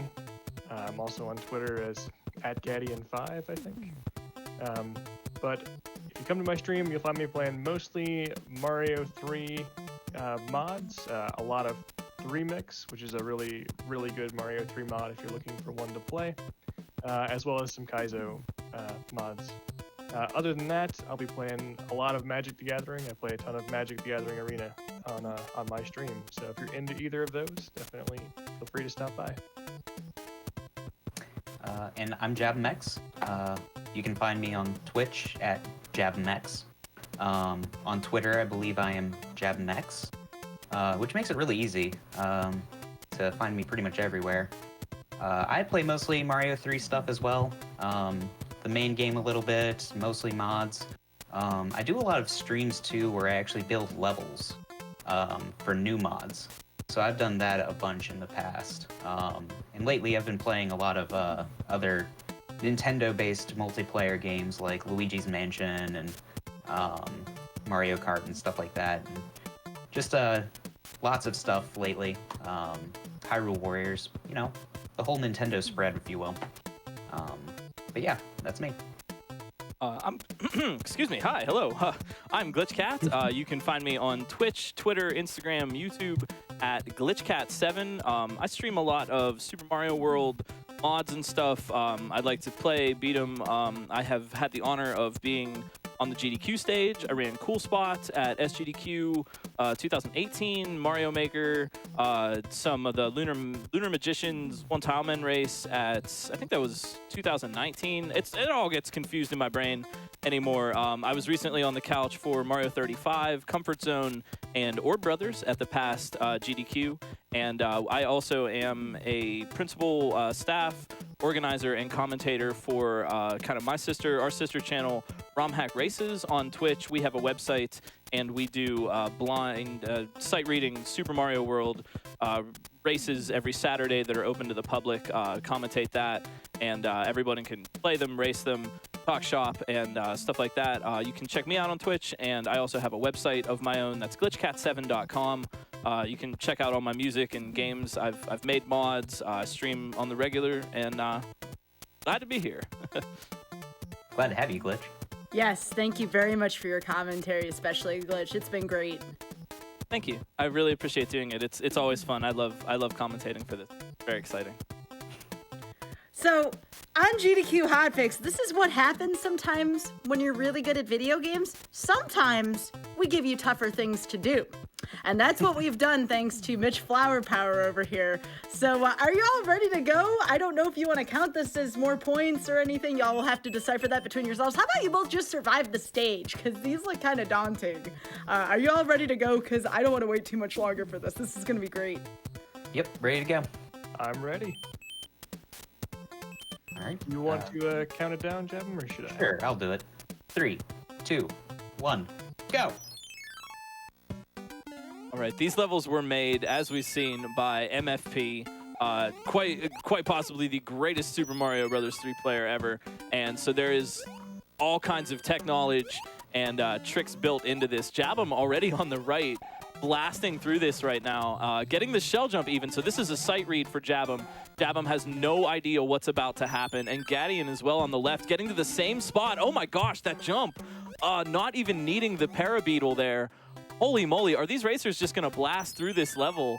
This is some really, really incredible stuff. Not a lot of custom code here or anything, but just Mario 3 taken to the type of extreme that someone like MFP can envision with all their skills. There's a lot going on, using the Koopa to break through the blocks and then reclaiming that shell again to use for a shell jump. Jabum with a little bit of progress on the left, but takes the death, and Gadian now with their chance. Same part. Holy moly, this is such a good sight read right now. Oh my gosh, the recovery from Gadian, trying to make the jump and then missing it, but then landing on the Parabeetle. Oh my word, these racers have really turned on the power for these levels. Oh my gosh. Oh, and both of them find the Kaizo block right in the middle there that Mitch just put. So you can't go through the middle of that gap.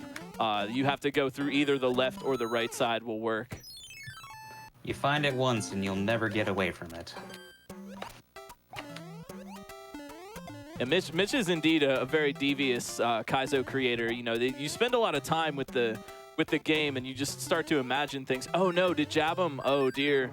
Yeah, looks like, yeah, except Jabum found a little soft block there, stuck in that pit with nothing to kill Mario, so they just take a reset instead. Fortunately, we can do that without losing a lot of progress, but typically you'd want something down there so the player could just kind of take a death on it without having to reset, but not too big of a deal. Jabum. Don't break it, okay? I try not to. I'm not making promises today. Normally that's my job. What? I like to break things. The good news is now it looks like I've died far less than Gaddy. Show Good off. reset. So, Gaddy with Glitch Cat, for anyone who may be new coming in, did you want to describe what your interpretation is of a sight read? Because a lot of folks are like, do they know the levels? So I would like to hear your description of sight reading and how that applies to levels. I really like this. Sure, yeah, and this is something we do a lot on RHR too. We do these weekly races. So these, both Gadian and Jabum, are already really good Mario 3 players. They know the original game, they know a lot of the nuances and the mechanics and things, and these are Kaizo or very difficult modified Mario levels that the players, they don't know what's coming up. This is the first time they've ever seen this, and so they're sight reading it in the way that one might sight read sheet music on a piano or something. Tom Breer, who did a lot of the really cool video game sight reads on YouTube, big shout outs. That's the same kind of thing, that they look at the level, the level is arranged in such a way that it's reasonably clear where they need to go and what they need to do, except the obstacles are just very difficult. So the idea is, can they just kind of look at the situation and make it happen? And it's a lot of using their skills in the abstract, where normally, you know, regular Mario 3 or some other game, you would have practiced, you would have planned, you know the route, you know the tough spots in the level, and you know the tricks that are coming up. None of that applies here. This is all just sight unseen and trying to not only learn what to do and figure out the obstacles, but get consistent at them at the same time, and that's gonna win the day here. It's a combination of reactions and one-shotting a new obstacle that they've never seen before, and they're either going to use that or they're going to use consistency to get multiple tries at the obstacle they need to learn. But in any case, it's fresh, and they're reacting in the moment, and they do not know. Whenever they get to a new part, they have no idea what's about to happen. They just want to read it. So that's a little bit what we mean by sight reading. It's a fresh playthrough of a difficult game, and these players are just using all the skills they have right now. And that's something that's really exciting, because you really get to see sometimes, like, I know it's a silly way to say it, but like the raw power, because we've all seen, you know, Mario 3 speedruns and all these other games that are very well known for their technically intricate speedruns and all this stuff. But even in those runs, sometimes there are things that you can be even more skilled than that. It's just that the regular game never really allows you to do something like that in the first place. You never really need to do a shell jump or anything in the Mario 3 speedrun, at least not the route that I know. And here you get to do that. So it's like getting to take the gloves off a little bit and like, oh, you think you're good at Mario 3? How good are you really when the game is challenging skills that, you know, the regular speedrunner, the normal game, you'd really have to go out of your way to try those things. Gadian making a little bit of progress right now in the left side of your screen. Remember, these are levels from MFP, so they are going to be trickier and definitely might take a little bit more time. There is some death. You know, there's some screw ups along the way, and this is part of the learning process. You know, actually, I'll tell you something interesting is we do sight reading competitions on our channel, and I don't think in the entire history of like 120 weeks that we've done sight reading, I don't think anyone has ever one-shotted a checkpoint section or a level or something, even though that's kind of the name of the game. You know, it's how are you making use of your deaths? Are you learning from your deaths? How many deaths does it take to get that muscle memory? And Gadian with a little bit of advantage right now, I'd say, just having gotten a little bit farther and using what appears to be a pretty clever cheese.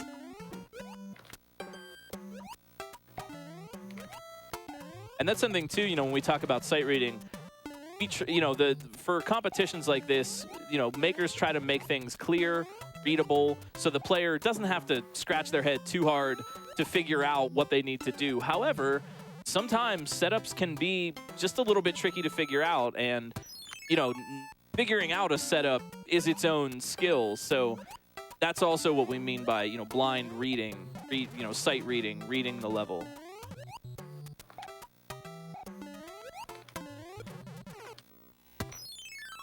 I'd like to see you try these at some point, GlitchCat. I'm curious to see how you would approach some of these levels. Oh, these look really fun. I like what Mitch has made. Mitch has done some other Mario 3 mods as well. The mini Kaizo brothers, which is really, really cool. And an older one that I don't think a lot of people are talking about, but the final Kaizo was an old school MFP game that is quite possibly one of the toughest Mario 3 things like ever made, because Mitch just poured all of his incredible power into making the obstacles like really, really difficult.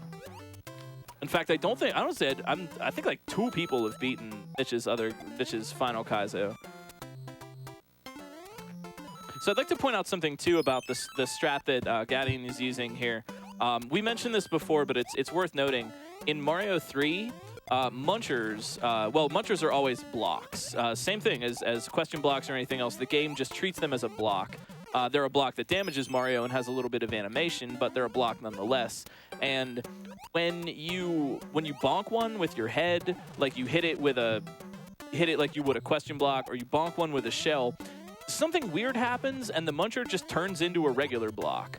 I don't really understand why the game does that, but nonetheless, that's what's happening. So Gadian, going for a little bit of cheese there, and there's a Kaizo block to prevent you from making an easy jump, and Gadian just kicking the shell forward, and if he does it in the right way, at the right angle, it'll rebound off the pipe and touch the muncher that's on the far right of the horizontal line there, turn that muncher into a block, and then Gadian stands on that and uses it to get through. So really clever situational awareness from Gadian, trying to use the cheese here.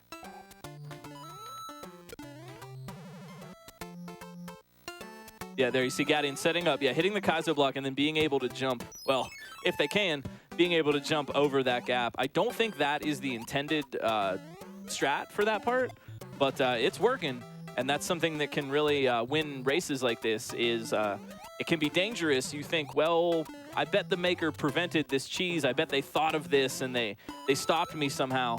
Is it worth it to go for it? But sometimes it really can be, and Gadian kind of showing that can really be the case. So jab him though, getting it I believe the intended way, doing a back shot with the shell against the pipe. Getting the, shooting against the left wall, the shell rebounds, it goes to the right, and then you use that to cross that wide horizontal distance. This is definitely a bit of a grind, and that's what you'll see in a lot of these levels. Is, and it's something I think is really fun. You get to see the players learn. They learn that the vine can be grabbed. The vines are there actually, and my assumption, because I haven't seen these levels either, but my assumption is that the vines are there to prevent you from pressing up or down while you're there, because up or down will grab the vine, and while you're doing that shell jump, you don't want to grab the vine. It just stops your motion. You won't be able to land on the shell. You won't be able to get through. Everything goes wrong.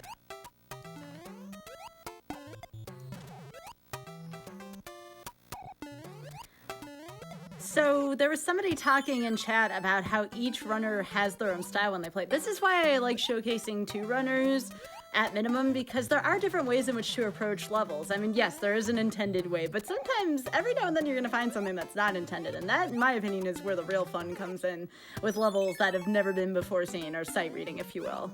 Yeah, absolutely. And the perception, and it's a true one, that a lot of Kaizo levels are what you might call single solution obstacles. Kind of like, I like to describe it like Ultimate Ninja Warrior.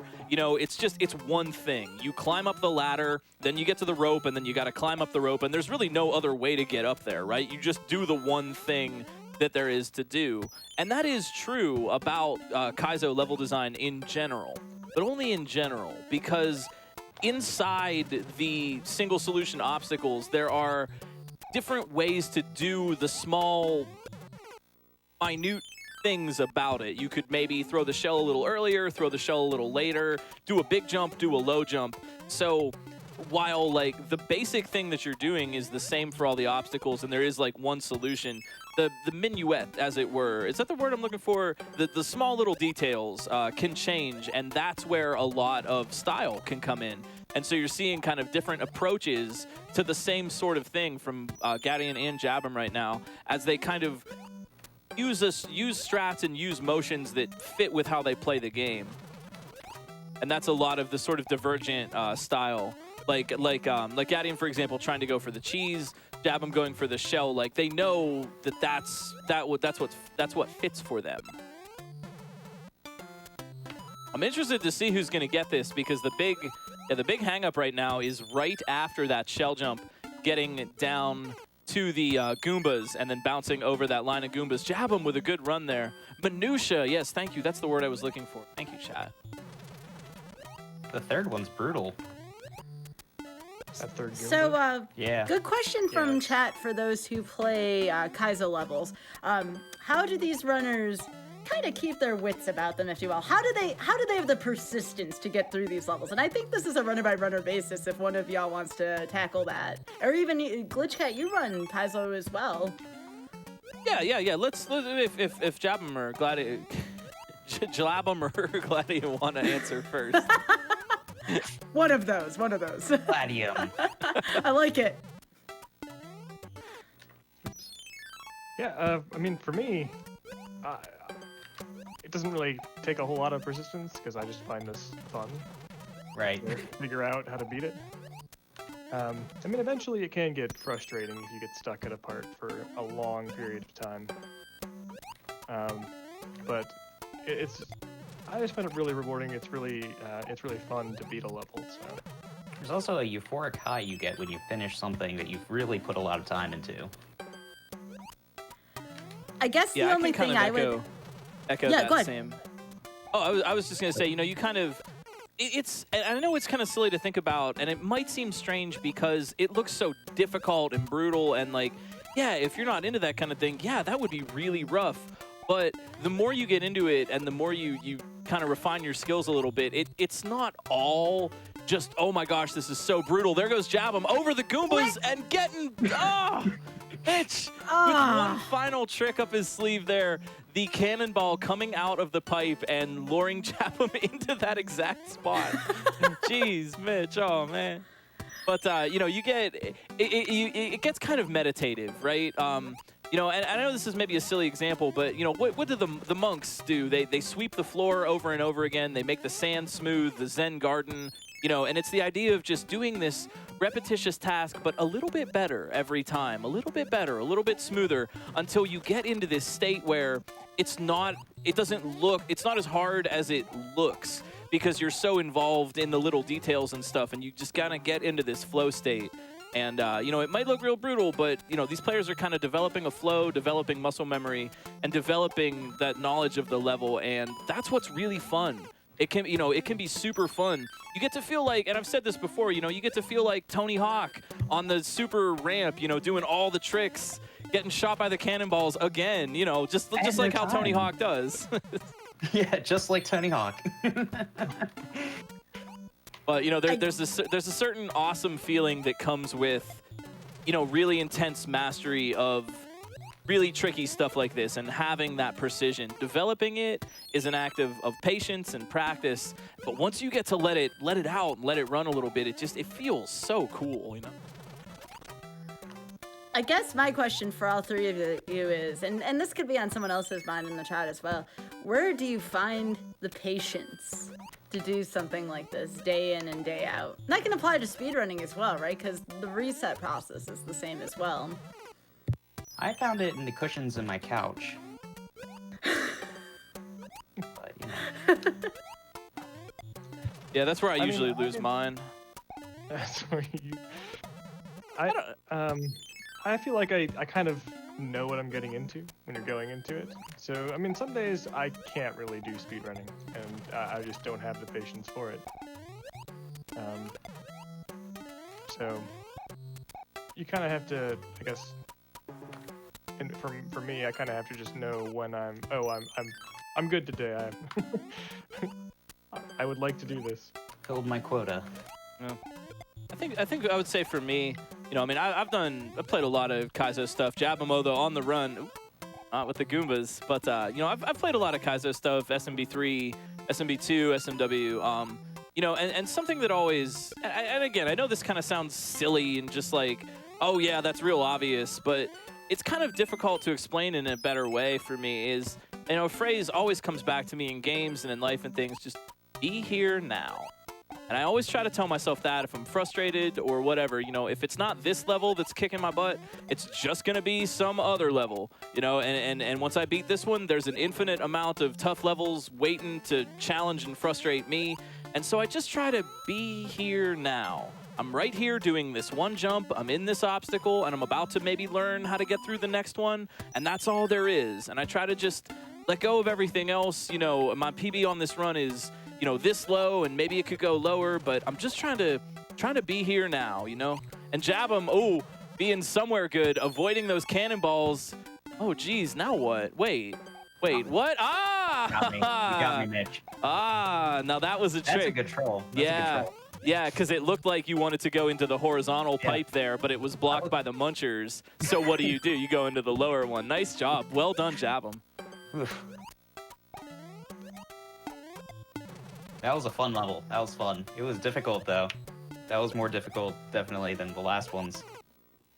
Well, Yeah, everybody Mitch, get definitely. your GGs out for Jabin, by the way. That was very impressive, and Gadian is not too far behind. Both of these racers just showing all of their skills at Kaizo. It's impressive. Yeah, Mitch really knows exactly where to put the spice, doesn't he? Yeah. That cannonball was so mean. Yeah, and that's funny too, because that's something like we said, like out of context elements. Because normally, in the original game, you would see that there's the Bowser airship and the pipe and the cannonball shoots out of it. Like that's a thing. But here we are in a non-airship level. Oh, hey, remember that cannon thing? Haha, it's back. I like that. You know, it's just like, how well do you know the game? And more than, you know, even just challenging the skills, levels like this are challenging the knowledge. That all the stuff in these levels are going to work the same as they do in the regular game, presumably.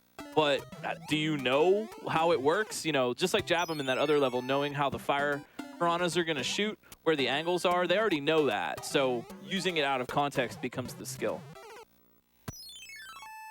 Yeah, and that's I don't know if it looks like I'm like really frustrated during levels, but you can see at the end like I'm like beaming, like super smiley, and it's like it's such a good feeling when you finish levels like that took you like a little longer than you were expecting, and then you're finally out and you're like, freedom. We're going to give Gadian a few more tries here because I know you spend that long on a level. You definitely want to put your best foot forward with it. You're pot committed. I'm gonna go one more and call it a night for this one. I'll hopefully make it a good one.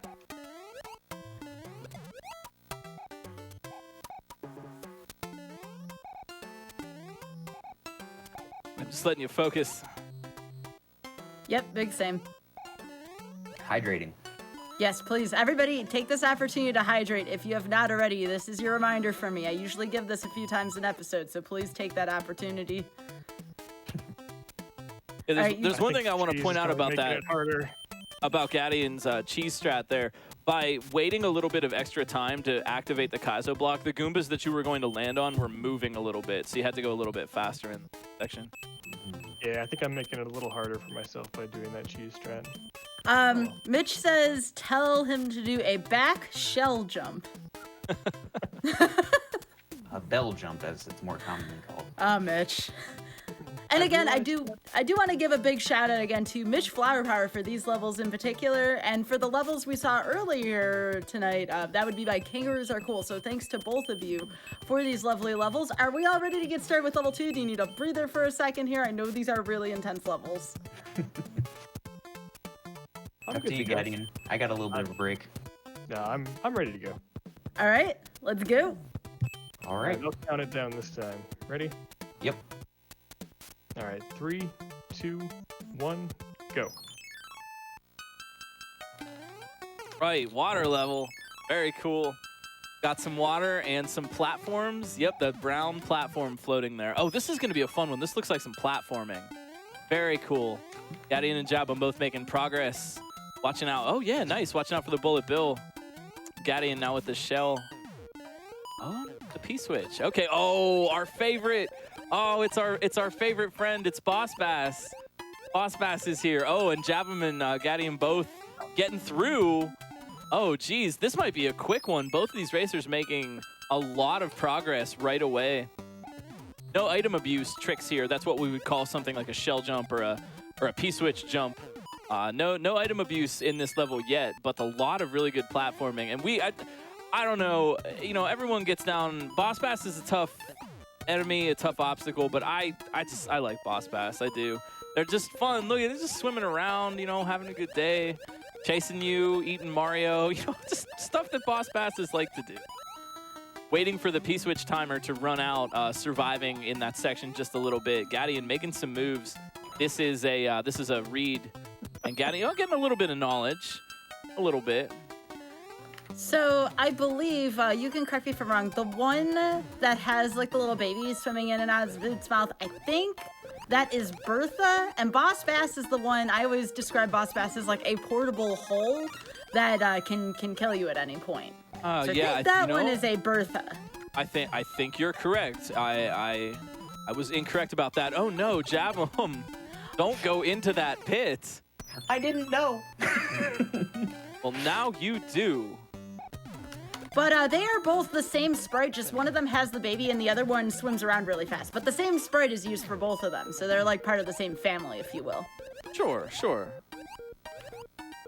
So yeah, we've learned something about the pit there is that you need to jump on that little Paragoomba with wings when it's at the peak of its jump. That's to avoid getting trapped in the pit there, sealed off by the Kaizo blocks that just block you from getting back up. Now, I know these racers can hear me right now, so I'm not going to say this out loud yet, just so I don't tip the balance of the race too much. But take a look at the difference between Jabum and Gadian's screens right now, and notice what's going on. That might be something to look for later in the race. You know, knowledge and figuring out how to get through a part can be pretty big. Jabum making some reads right now, but what is coming up here? Oh, all right. Yeah, we see the nod. Yeah, Jabum knows. Jabum knows what's up. So there's I guess maybe by way of talking about this, we're talking about Kaizo levels as single solution type of obstacles and how that can be generally true. And something else, it's kind of an unwritten rule, just kind of an unspoken thing that tends to be true in a lot of Kaizo levels is if you can do something, if you can keep something like a shell or an object of some sort, if you can bring it with you, you probably have to.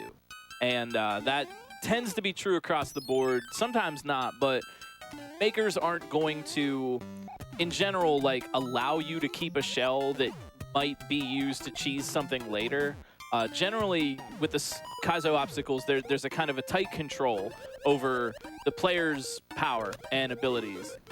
So generally speaking, with the shell, you might want to think about hanging on to it, as it might be useful later.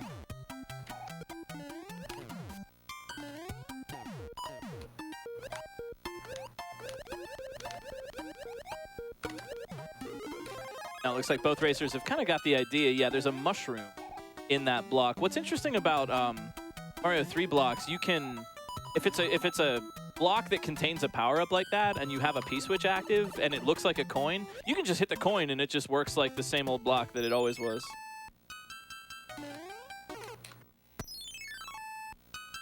Yeah, there was that question from the chat earlier, asking about who of us has done speedruns of Mario 3. The answer is, I believe all of us have at least done speedruns of the vanilla game, including myself.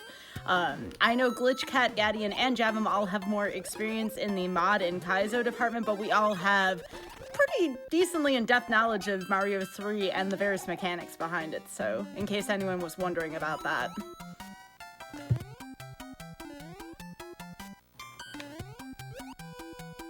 Gadian now on a new section. I think this is new. Let's see what Gadian does with this read. Oh, jab him at the same part. Oh, okay. And Gadian taking a minute to learn. Nice job. Yep, just kind of swim over there. Lets you take a look, see what happens.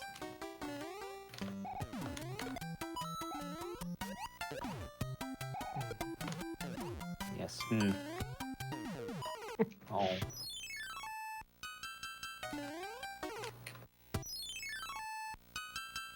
I like using the P-switch to open. The gate has blocks and munchers, but P-switches will just turn both of those into coins. So it's a way to just ensure that like you have to hit that switch before you go down there. Jab him, maybe looking for. Oh wait, I think I know. Oh, I think I know what you might have been thinking there, but I think Mitch probably thought of that as well. Were you thinking what I'm thinking? Possibly. There was a question as to what controllers you all are using. We're playing on real NESs, so. There you go. Yeah, a lot of these games, with Mario World and Mario 3, you get a patch file, which is basically just a set of instructions to turn the game into the modified game. And a lot of these can be played either on emulators or on a flash card of any. So for a lot of speedrunners, they do use the original console, the original controllers, the original hardware. That is the vast majority of what I know. Yeah, typically modders want their stuff to be able to work on real console. There's not. It used to be more years ago when emulation was more of a thing. That more stuff was played on emulator, but now most stuff is console compatible. And here goes Gadian. Nice work. Oh! Did it. Oh, wow. Gadian, that was like pixels. Oh no, you can't go in that one. Yeah, using all of the iframes. That is not the correct one. That's something that really, we talk about like knowledge and intuition for the game. Having a really intuitive sense of the duration of your iframes is always helpful. You might be able to get a pixel or two or just one block down the line, and it might really help you out when you need it. Nice work, Edian. Wow. I didn't even see what the solution was to the end there with the turtles in the water. I didn't actually make it. I didn't get in. Oh, I thought you were done. I thought they said you got it. Oh, you Jabham's like, I'm done with this level. Thank you, Gadian. Wait a minute. You got. Wait, I was looking at the screen the whole time, and I didn't even wait. Okay, you can't. I'm fired now. You can't trust me anymore. Oh, don't say that. So I thought I had it. There is a troll at the end. I thought you had it too. I just looked away like, oh yeah, he got it, no problem. I saw what happened to you, Gadian. Mitch. It was a Mitch. No, I think Jabham was just relieved that one of the two of them had finished, supposedly. So Jabham was just like, no, I'm good. I mean, I don't mind keep playing, because I still kind of want to figure out what the trick is here. I'm not as a commentator myself, I'm not necessarily used to the runners being able to hear the commentary that I'm doing, so I have to figure out on the fly how to not feed information. So trying my best with that one. No, you're doing great. You're doing great. Everybody's got their reactions. Murner has reactions. Commentator has their reactions. That's what's fun about this show. Oh. I feel like I'm missing a duck.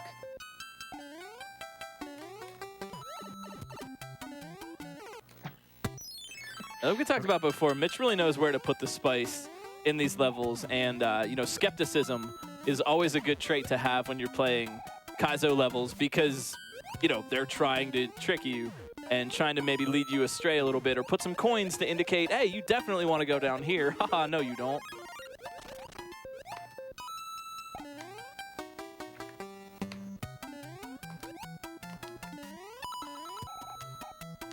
Gadian back again, and with the knowledge. Remember, they got here before, so let's see if that can kind of pay off.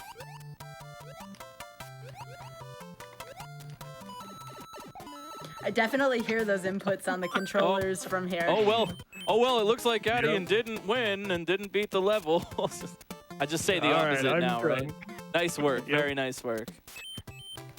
GG. All right, what is the solution?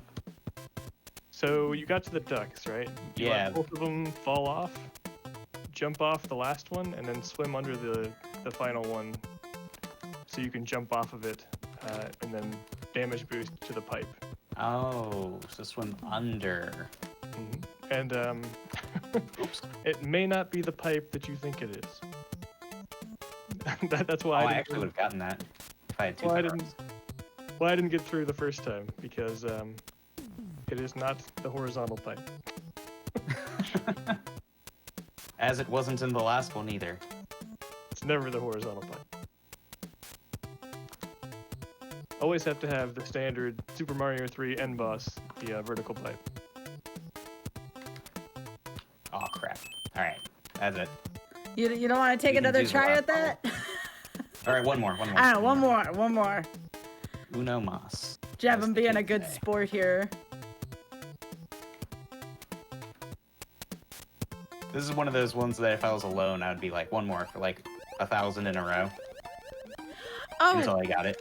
Yeah, to someone who's watching, I'm glad Kangaroos Are Cool said this in the chat. FYI for the viewers, Gadian and Javum call Koopas ducks. So anyone who may be watching on YouTube who doesn't get the chat context, that's something that you may want to know about. Ooh.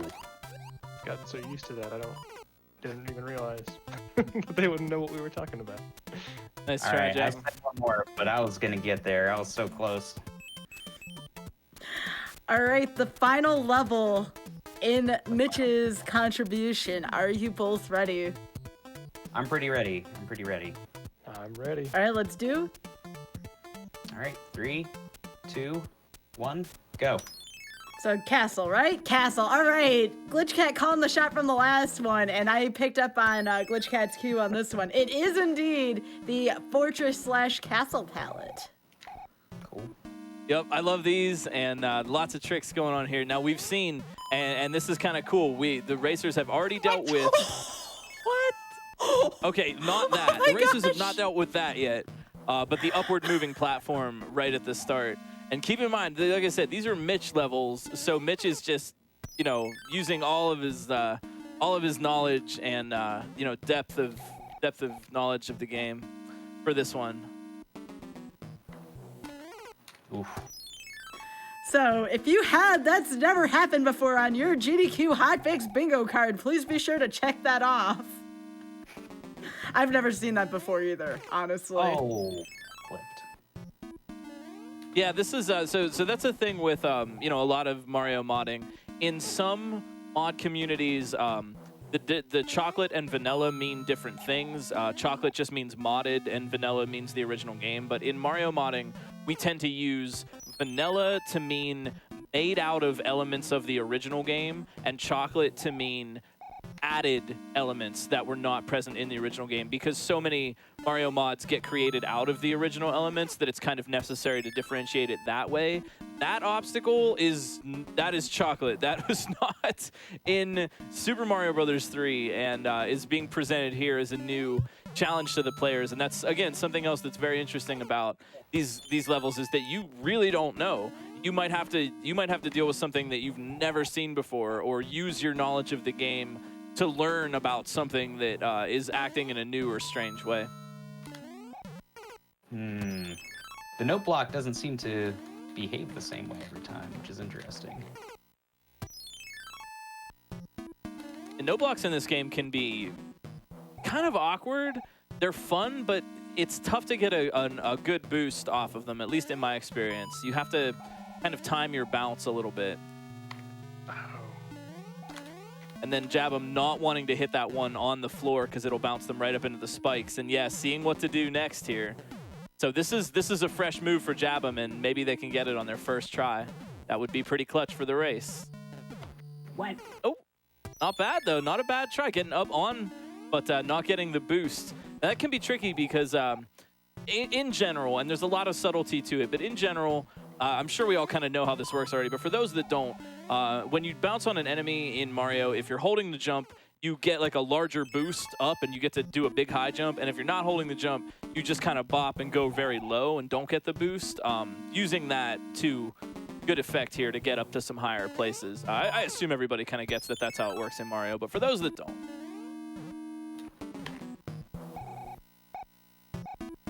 Ooh, yeah, all right.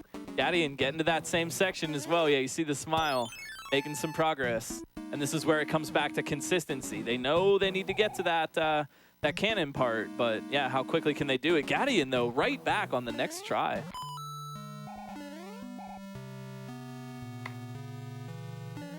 I don't think stretches can historically shoot fireballs. I'm just saying. Stretches, is that the name of that little ghost? I think so, yeah. Like the little ghost like on the pole. I think those are called stretches, stretchers, something like that. Yeah. Okay. You can make cannonballs come out of anything. They're their own sprite. Oh, I'm talking about the little fireballs. The ones that the Oh. Yeah. I like the way that obstacle is presented because it's the stretchy ghost and you can just jump right over it. So you think, oh, well, why is that even there? And then as soon as you know, it's throwing fire at your face. It may simply be there to hide the other sprite. Oh, yeah, the fire shooting sprite. Yeah, there you go. Yeah, it could be. I don't know. Yeah, is it one of those little nipper plants that shoots fire? There's a lot of interesting things you can do like that, you know, hide a sprite to make it look like something else, or move something out of context to make it behave in a strange way.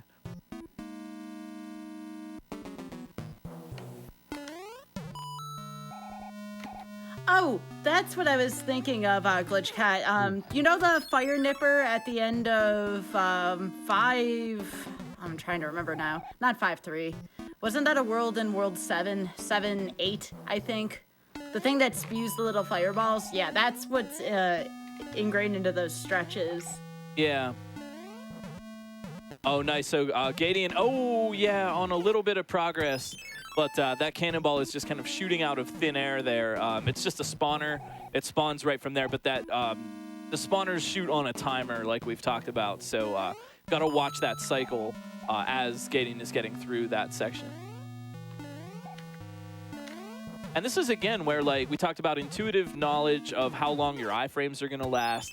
The same sort of thing can apply to something like cannonball, firing cycles, or how long it takes a thwomp to reset, or how long it takes one of the death waffles to make one loop.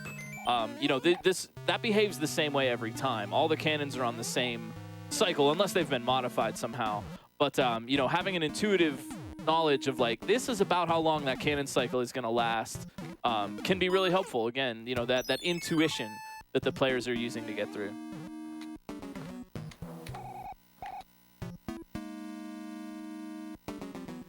Gadian, I think, up a little bit in terms of progress, but Jabum with the chance for some progress as well for a comeback.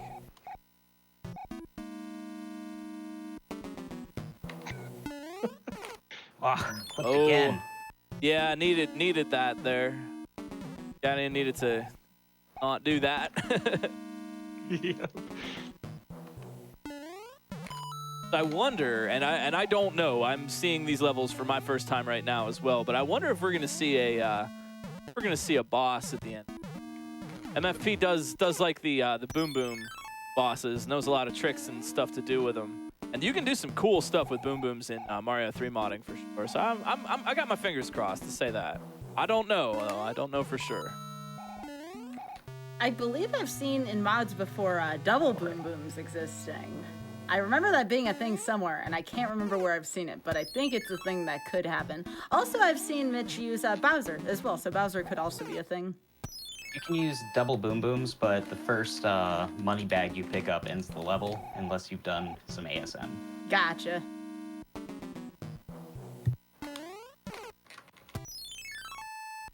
I'm clipping into this note block like crazy.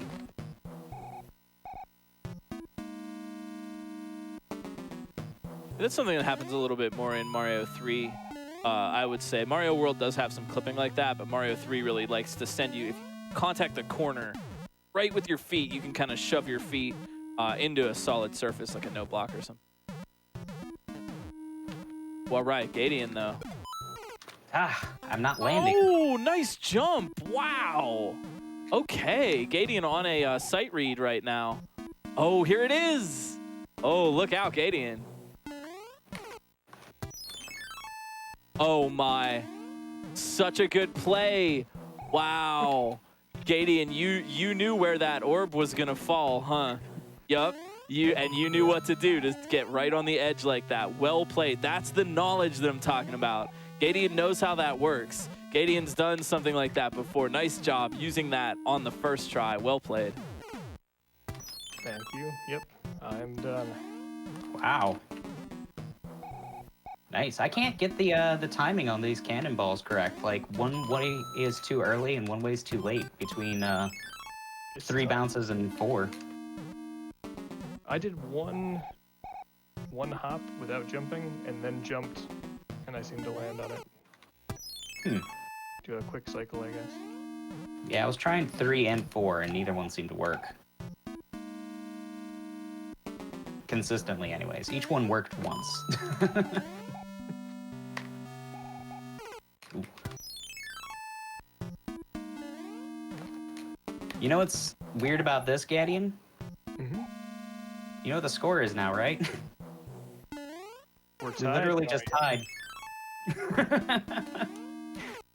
I don't know if we count the last 3 though, because you won the regular race. I We'll think have we to count do it for we'll the have to do tie. it- I we'll like have the to do idea another of it one being a tie. sometime to break the tie. Yeah, we'll have to play another. That'd be fun. If GDQ will have us.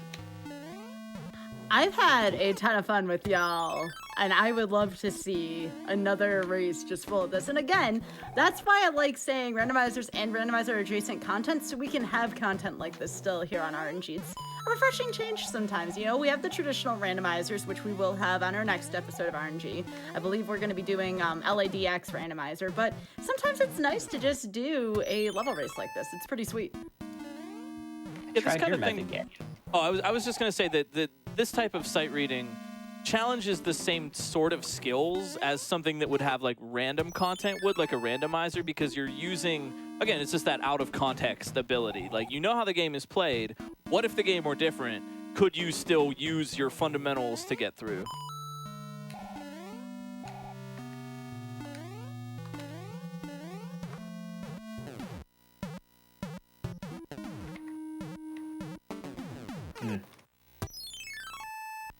Nothing seems to line up correctly. The way I'm approaching this. It's probably the approach, though, and not the actual jump itself. Yeah, I was gonna kind of say, what are you thinking right now as you're kind of trying to change your approach a little bit to get through here? I'm trying to decide if my original method, which worked a few times, is better, or if I should try something different. Yeah, that can Ah. always be, that can be tough in a race setting to have to make that sort of decision, because it's sort of the sunk cost where, you know, I've got the muscle memory for this, but it's not working, or maybe it won't work, so do you risk changing it up, or do you stick with what you've already kind of learned? And every time I get to the top, I'm killed immediately before I can even land. Yeah, we're gonna give Javim a couple more attempts here. But we've received overall some pretty positive feedback from y'all, so I'm glad you're enjoying this. We'll be sure to do this format again in the future. I want to make sure we do a couple of shout outs here before I forget. Again, thanks to Kangaroos Are Cool for the first set of levels and Mitch Flower Power for the final 3 levels. Y'all did a really great job with this, and we appreciate your work on that. Also, thanks to GlitchCat7 for the fantastic and thorough commentary. GlitchCat, being one of my favorite commentators out there, always knows all of the mechanics behind the Mario games and kind of the mindset that goes behind Kaizo. So thank you very much to GlitchCat as well. Thank you, pleased to be here. Always fun, love doing that. And as always, I'm going to make sure to set the links here. Y'all, please be sure to follow the runners, The Real Gaddy and JavaMX, and also GlitchCat7, our commentator. They all deserve a follow, I can assure y'all. It's a good time.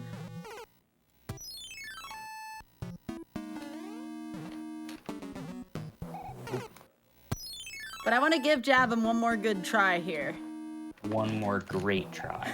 There you go. We're finished.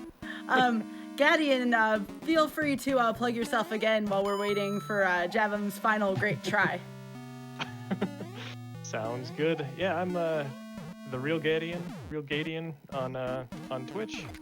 Play a lot of Mario 3 mods, and a lot of Magic the Gathering Arena. So if you're into either of those, feel free to stop by and say hello.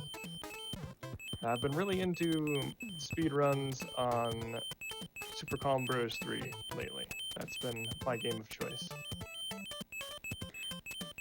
Which is another great mod made by Incredible Paco.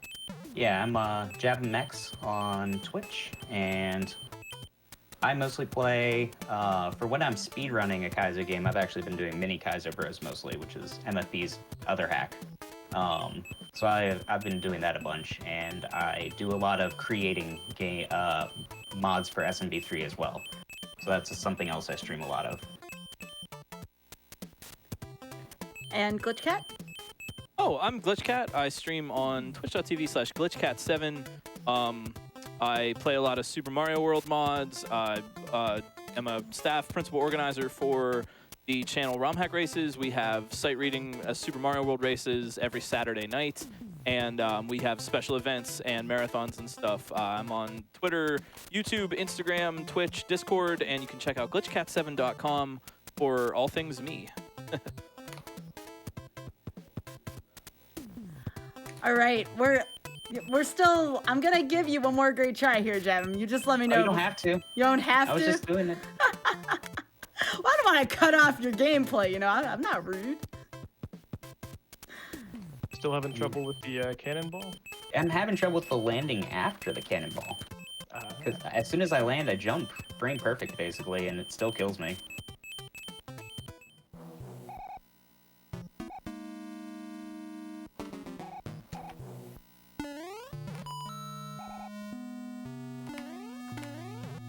Oof.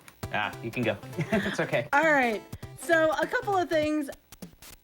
Again, if you missed any of the runs from GDQ 2021 online, or you want to watch any previous Hotfix shows, you can go to youtube.com/GamesDoneQuick or check out an archive of our live shows. And tomorrow I will be back here at 7 p.m. Eastern. We will have Mercy Kill. We're going to be having on Xandra playing some Oni. So if you've never seen that, please be sure to stop by. I've never seen it before either, and I'm really, really looking forward to Xandra's 2 battles against the timer, the other one being Space Mouse. So again, that's 7 p.m. Eastern tomorrow, Mercy Kill. And we will be also having another anime-themed episode of Never Before Seen. So if you like anime-style games, tomorrow's definitely going to be your night to stop by. Again, Mercy Kill at 7 p.m. Eastern. And immediately after that will be Never Before Seen. And that's going to do it here for GDQ Hotfix. I'm Skybilz for Random Number Generation. We will see you back here in 2 weeks for LADX Randomizer. Take care, y'all. Thanks again.